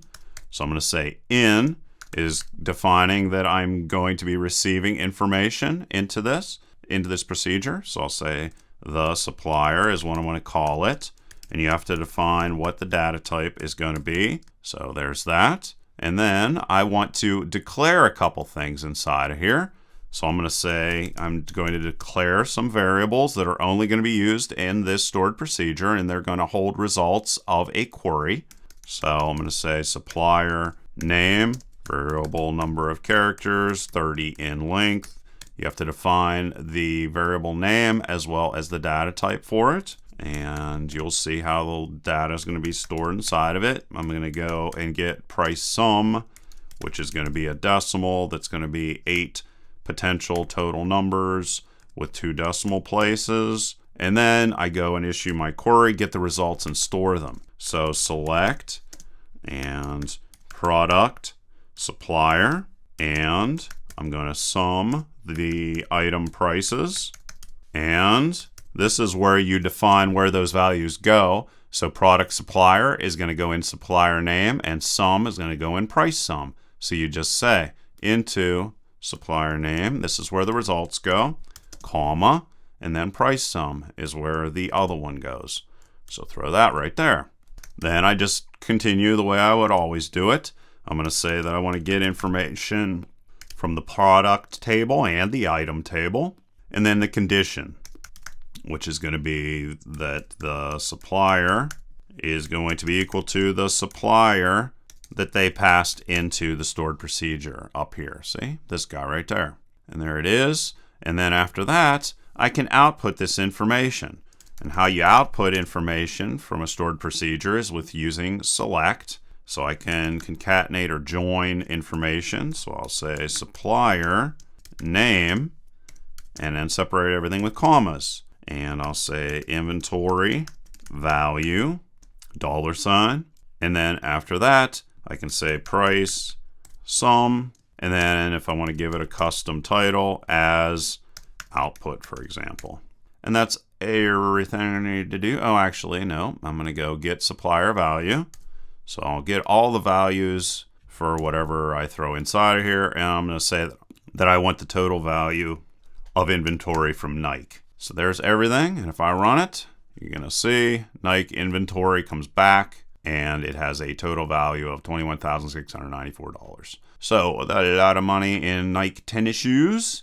And now I'm going to show you some more stored procedures. Okay, so now I'm going to show you how to accept multiple values. And you already saw this in parameter right here. And what it does is it just designates a parameter expected to be passed to a procedure. But what I didn't tell you is that it's passed by value. And its value is only affected inside of the procedure. So that's important to know. So now we're going to create another procedure that's going to get customer birthdays. So let's just come in here and let's call this get customer birthday. And then of course we're going to put that down here as well in the procedure name. So let's throw that there. And then we're going to use an out parameter, and what it's going to do is pass values back to the code that called for the procedure to execute in the first place. So we'll come in here where it says in, and we'll just have this be the month. So let's just call it the month, and it's an integer. But then we're going to list a whole bunch of other different things inside of it. So we're going to also say out, and we'll say birthday month, also an integer, out, birthday day, also an integer. We'll go and get the first name, variable number of characters, and let's say it's 20. Out again, which is going to be the last name, again, variable number of characters, which is 20. And let's say that we want to call the customer to wish them a happy birthday. Let's go and get their phone number as well, variable number of characters, also 20.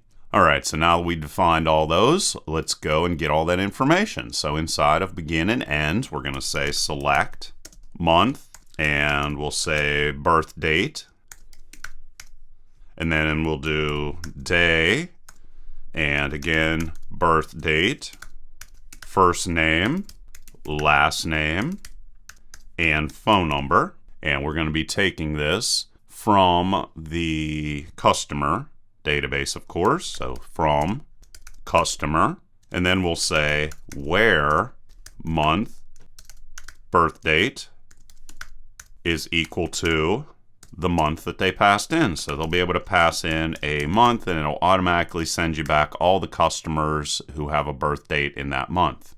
Everything else here is the same, and except we're going to call our new get customer birthday, pass inside of it the month of what would be September. And then what you have to do is put at and all of your different amounts that you have up here. So you would have birthday month. This is where it's going to be coming from.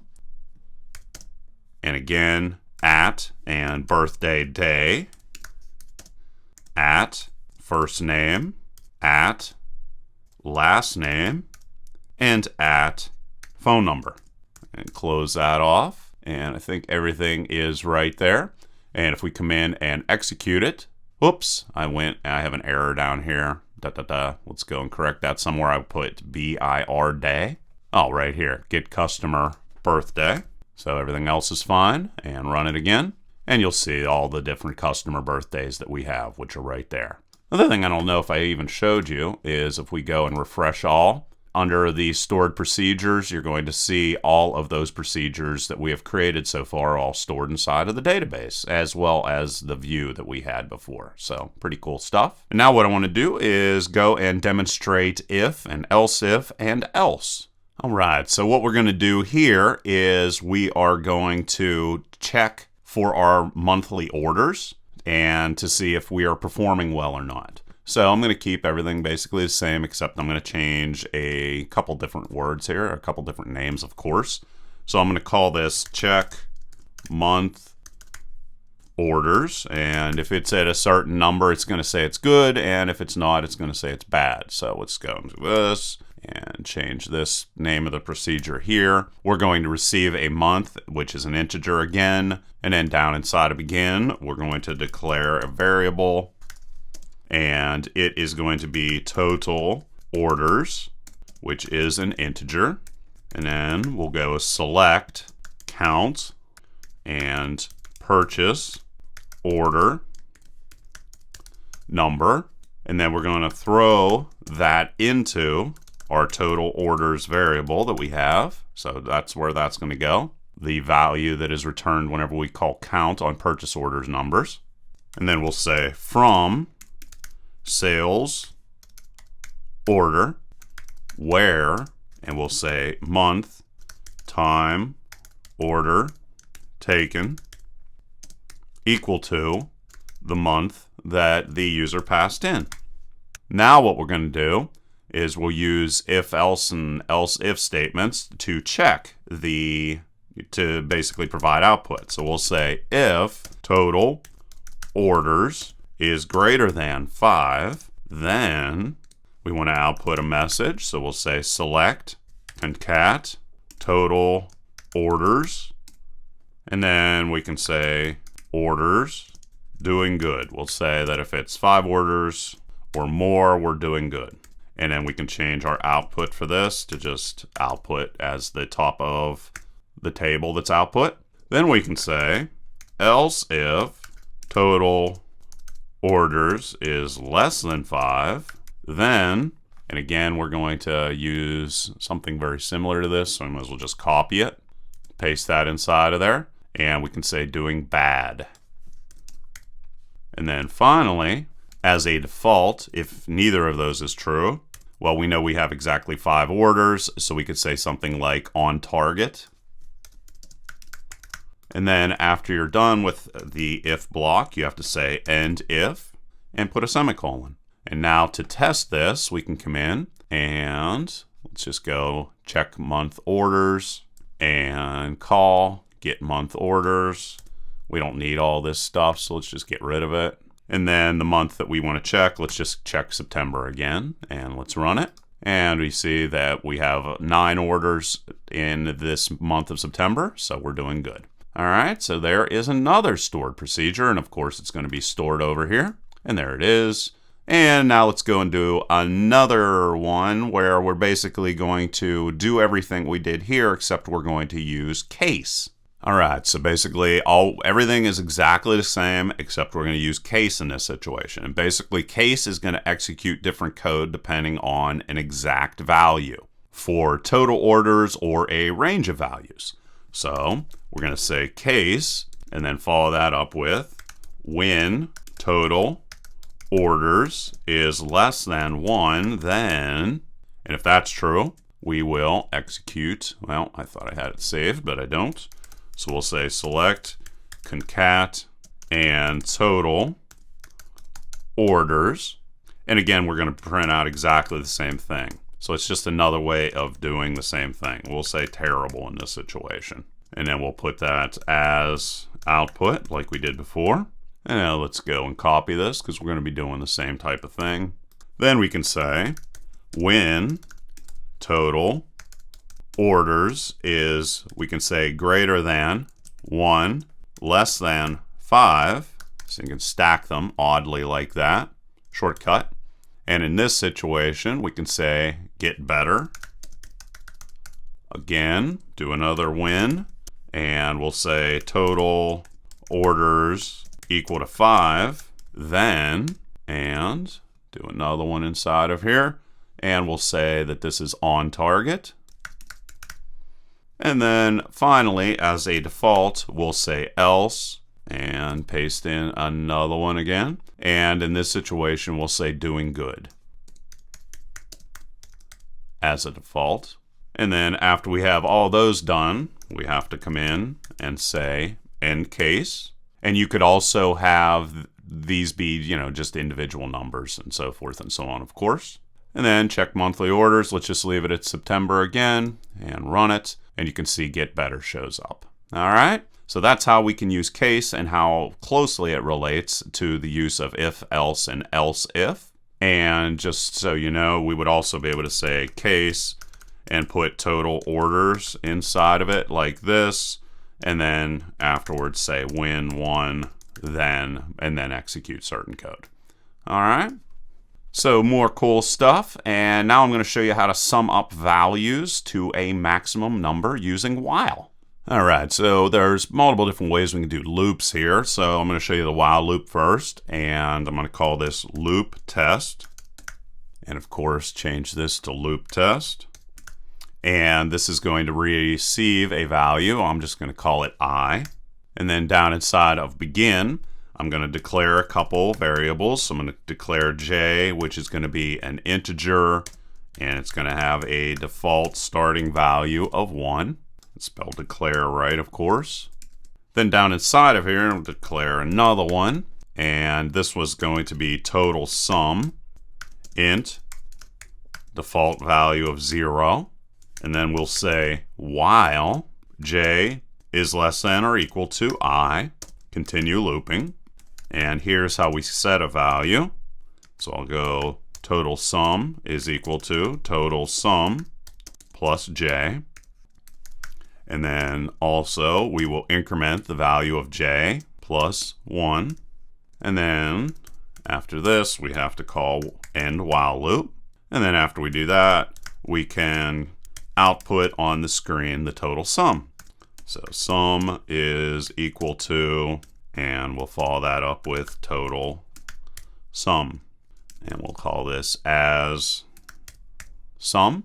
Of course, down here, this is called loop test. So we'll go loop test, call that procedure, and then throw a 5 inside of there as an example, and run it. And you can see that it gives you a final sum of 15.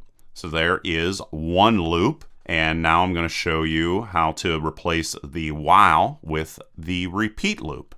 All right, so I'm going to keep everything exactly the same, except I'm going to say repeat and set total sum is equal to total sum plus j. And again, set j equal to j plus 1. And then what I'll do is say until j is greater than I.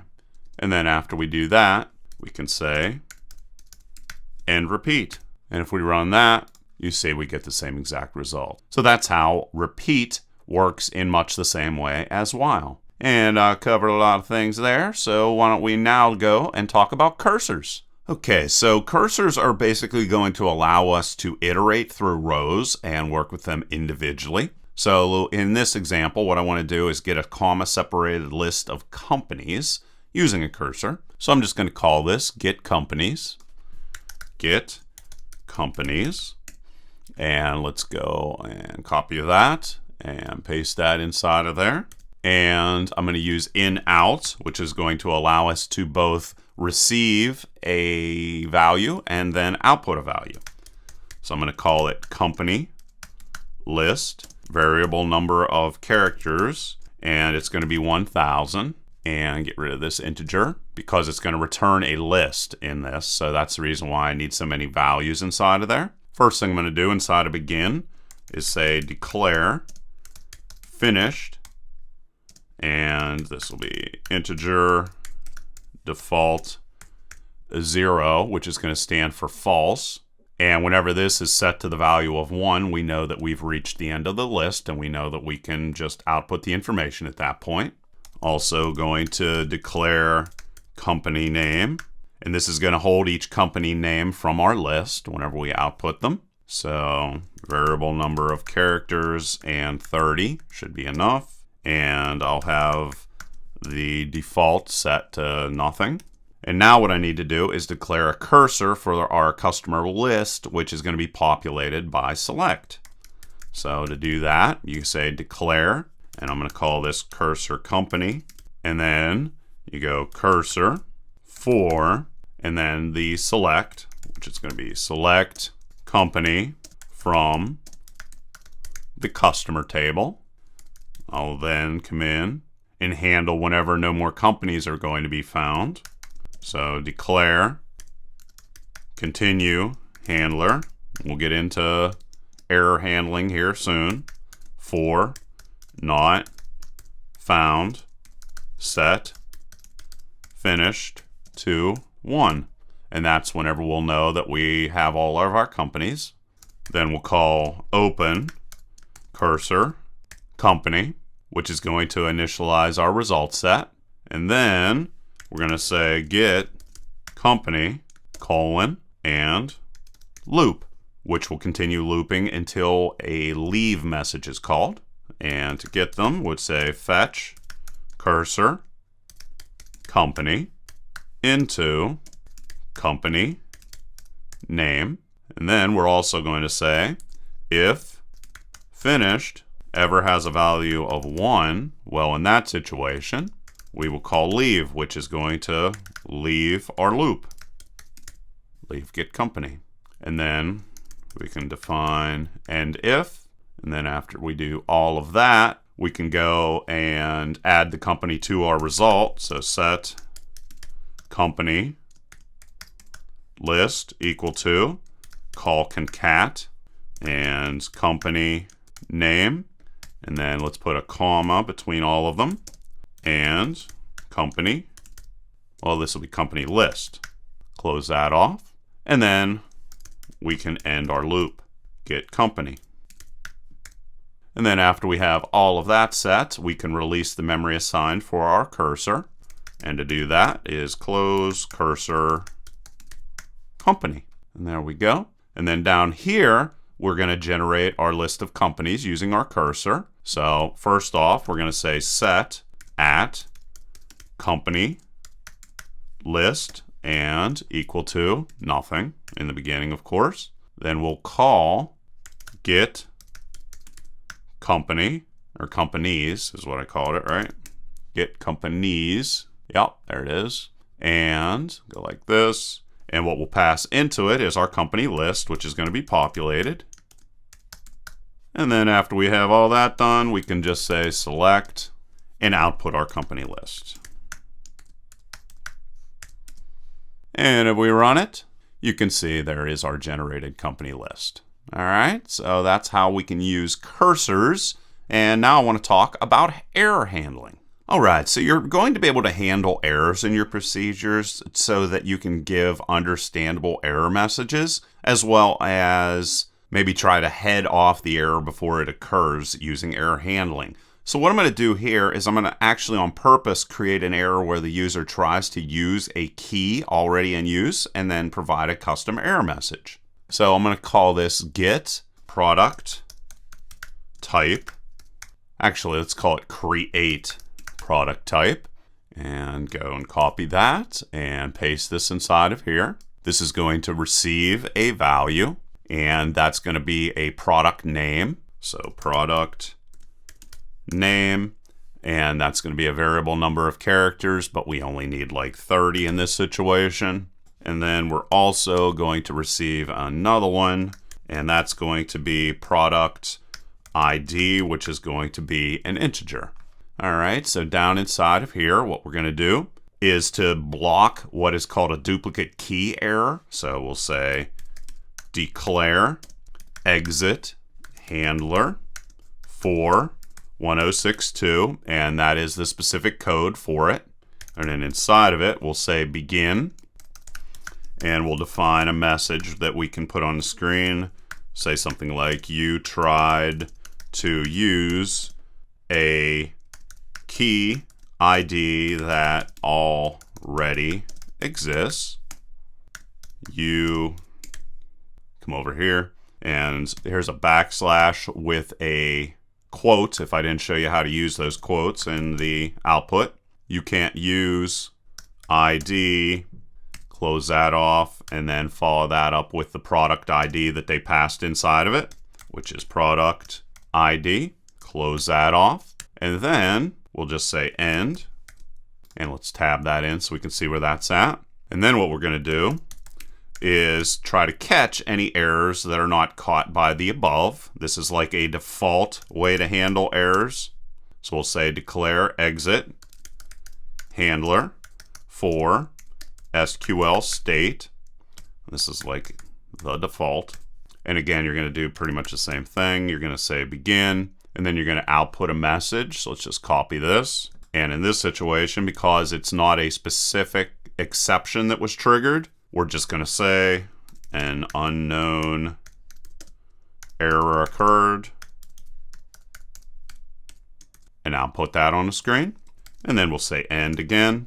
And now we're going to actually create the error itself, or we're going to try to insert into our product type an ID that's going to trigger an error. So we'll go insert into product type, and we'll put name and ID and values, and that's going to be product name that was passed inside and product ID.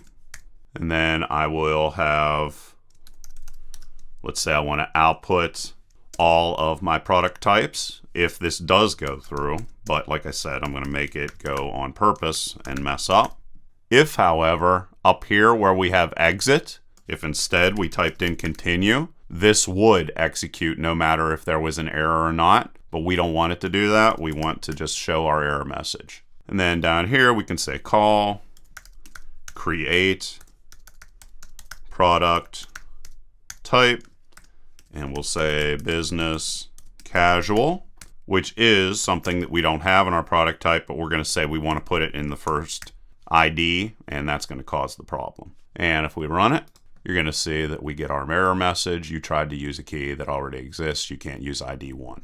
All right, so there it is. So that's how we would use a built-in exception that's inside of MySQL. And now I'm going to show you how to raise user-defined errors. Actually, I'm not going to change that many things in this. I'm going to keep it basically the same. So here, I'm going to say that I want to call this insert product type. And what I'm going to do here is block a user from entering a duplicate value in the product type table, because that would also be bad. So let's call this insert product type. And they're going to send in a product name as well as a product ID, just like they did before. And then I'm going to, inside of here, declare a new variable. So I'm going to go declare name in table int. And this is going to hold the result of checking for a name in product type. And you know what? This is all getting in the way, so let's just get rid of it. So there we go. Got a clean surface to work from. And we'll call this, we'll go insert product type. And then this is going to be athletic. So we will allow them, they're actually going to try to put this in ID 4, which would be legitimate since we only have 3 of them, but athletic's already in there and we want to block them from putting in duplicate data. So we'll go declare duplicate product name condition for SQL state. And I'm going to put 50,000 inside of there, which is just something that's not taken. And this is going to define the name for our custom error event. And then I'm going to say declare exit handler for duplicate product name. And this is going to, of course, be called if the custom error is thrown. Again, we'll say begin. And this is going to be the message that displays on the screen. And it's just going to be you. And I can just go and put regular old quote inside of there. I don't need to backslash it since I have double quotes around it. Enter a product name already in the table. And that's all I need to do. Put the error message inside of there. And now what I want to do is check if the name passed is already in the table. So I'm going to go set name in table equal to, and throw select inside of here, and I can do a count. That's a very easy way to figure out if we got a match or not. From product type where, and I'll put product type name is equal to, come over here, and product name, which is what was passed inside of it. Put that there, and that is, of course, this guy. See, product name. Then after I do that, I can go in here and use as an if statement. So I'll say if name in table, whoops, spell name correctly, name in table is equal to 1, well then, and I can signal for my error handling to, or signal that there has been an error. So signal duplicate product name, and else I will allow them to insert it. Insert into product type in the name and ID cells the values product name, which was passed in, and product ID, which was also passed in. And then I have to say, and if everything else here is fine, that's fine, that's fine, that's fine, as long as I don't have any errors. I ran it, and you can see, let's see, you have an error in your SQL syntax, check the manual, Oh, I accidentally typed condition wrong. It's always something silly. Condition, there we go, and run it. And now you can see that you can't enter a product name that's already in the table comes back. All right. Okay, so there's a way to handle custom errors that could pop up inside of your code. And now I want to talk about transactions. Now you're going to be able to combine multiple SQL statements using a transaction. And within the transaction, you can define when statements are committed as well as when they are rolled back. And of course, they would be rolled back in situations when something goes wrong. So what we're going to do is we're going to call this insert sales item. So let's go and copy that and let's paste it down inside of here. And this one is not going to receive anything. So let's just go and get rid of all those parameters. And then down inside of here, we'll declare SQL error, which will be either true or false depending upon if an error occurs. So I'm going to have this be a tiny int, and the default value is going to be false. Then we will say declare continue. This time I'm not going to exit. I'm going to continue. And we're going to look for an SQL exception. And if we get one, well, in that situation, we will say SQL error is going to be equal to true. And now we can start our transaction. And how you do that is go start transaction.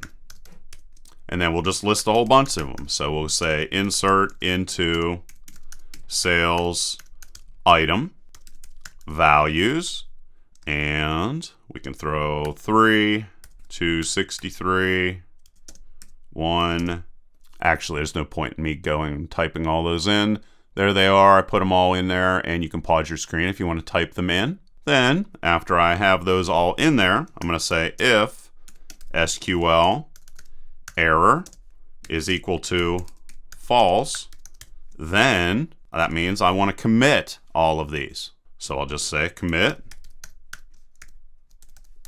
And then I can now put some information on it. So I'll say select, and I'll say sales items inserted, else, come out here.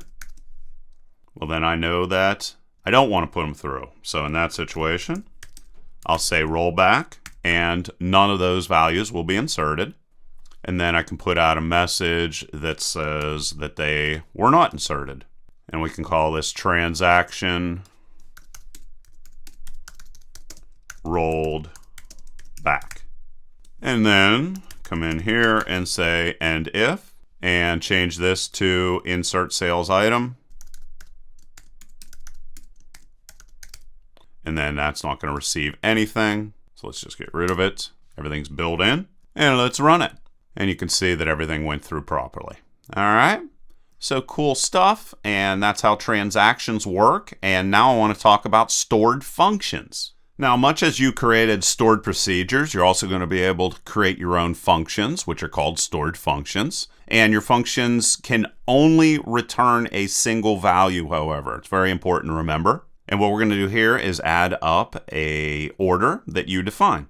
So let's come in. What are we going to call this guy? Let's call it get order total. So get order total. Get order total. And we'll change this from drop procedure to drop function. And we'll copy this, get order total, and we'll paste this inside of here. Of course, this is going to be changed also from procedure to function. And sales order ID will be passed in, and it's an integer. And what's important here is we have to define the data type that's going to be returned. This is going to return a decimal. So returns decimal, and we can put it on the second line if we'd like. We're then going to say deterministic reads SQL data. And deterministic means it returns the same result when the same exact argument's going to be passed inside of it. And we're also defining that we're going to be reading SQL data, but we are not going to be inserting it. Inside of begin, we'll say declare order total, and this is a decimal, 8 total digits with 2 decimal places. and order total. And then we're going to sum all the totals based off the sales order ID that's passed inside of it. Let's get rid of that. Don't know how that got in there.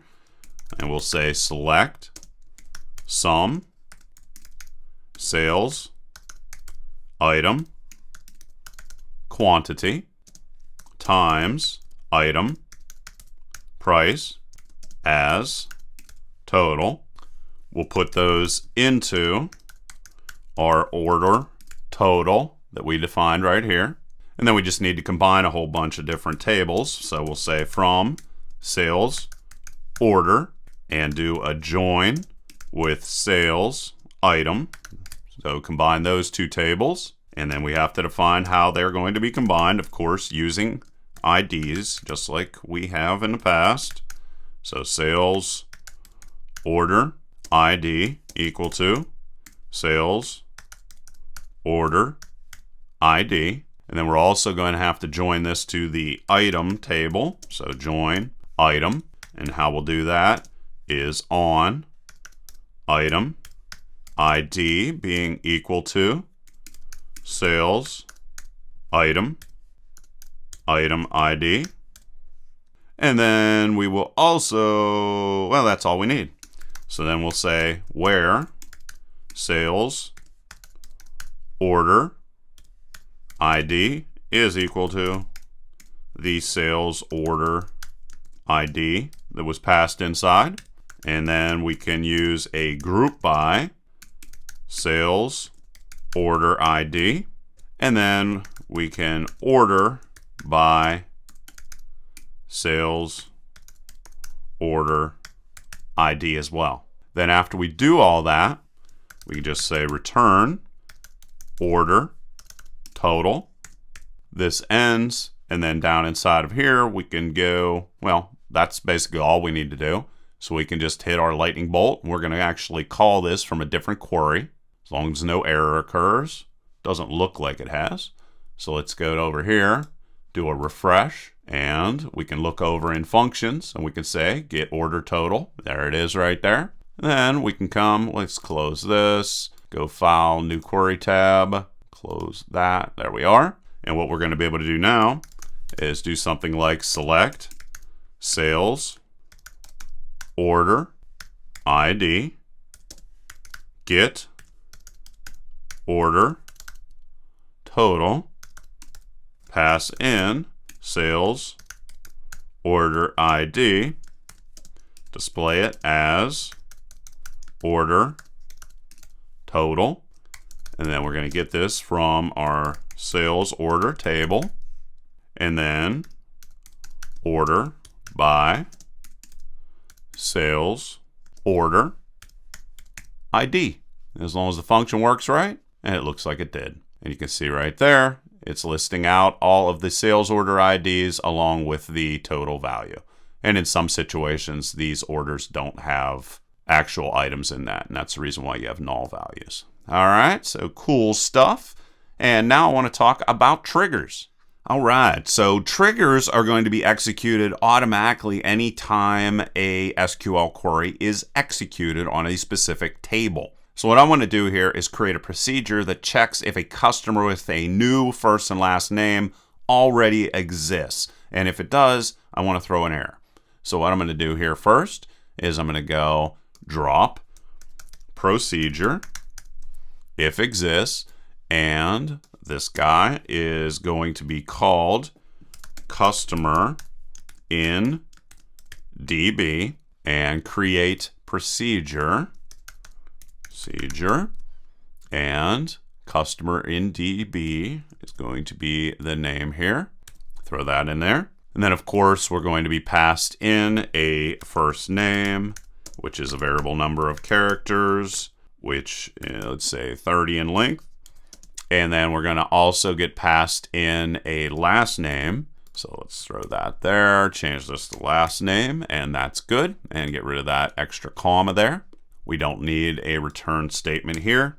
And inside, we don't need deterministic either, or define that we're working with data, none of that stuff. All right, so inside of begin, we're going to say declare, and we'll say match found. Again, this is either going to be 0 or 1, depending upon if it was found or not.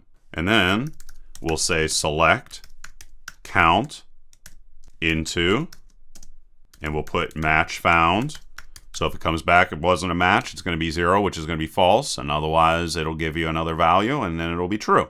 And we're going to do this from our customer table, and we'll say where first name for our customer is equal to the first name passed in, and last name is equal to the last name that was passed in. Close that off. Then we'll say if match found, which means greater than 0, because it could be a value bigger than that. So we'll say if match found, whoops, put that there. In that situation, I want to signal that we had an error. I'll just have this be 50,000 again.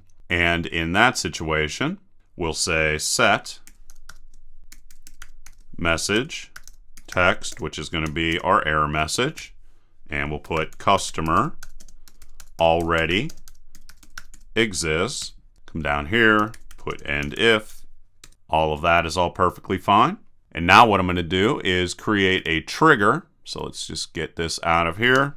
And I'll just go delimiter. Whoops, spell that right. Create trigger customers before insert.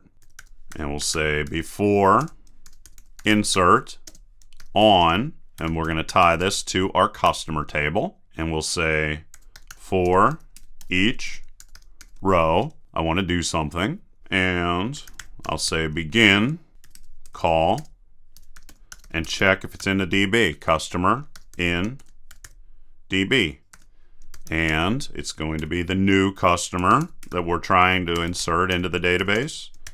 New again, last name. And then we can say end, reset the delimiter. And then we can come in and get ourselves a new query tab. And we'll go and try to find a customer, select everything from customer, and run this. And we see Christopher Jones. Let's look at these other different customers we have here. Jennifer Thomas. We'll have Jennifer Thomas be what we're trying to work with. So we got this here. Just put a lightning bolt. And then let's go and update this. Refresh all. Customer and triggers. And you can see customers before insert shows up inside of there. And that's the trigger we created. So that's where it is.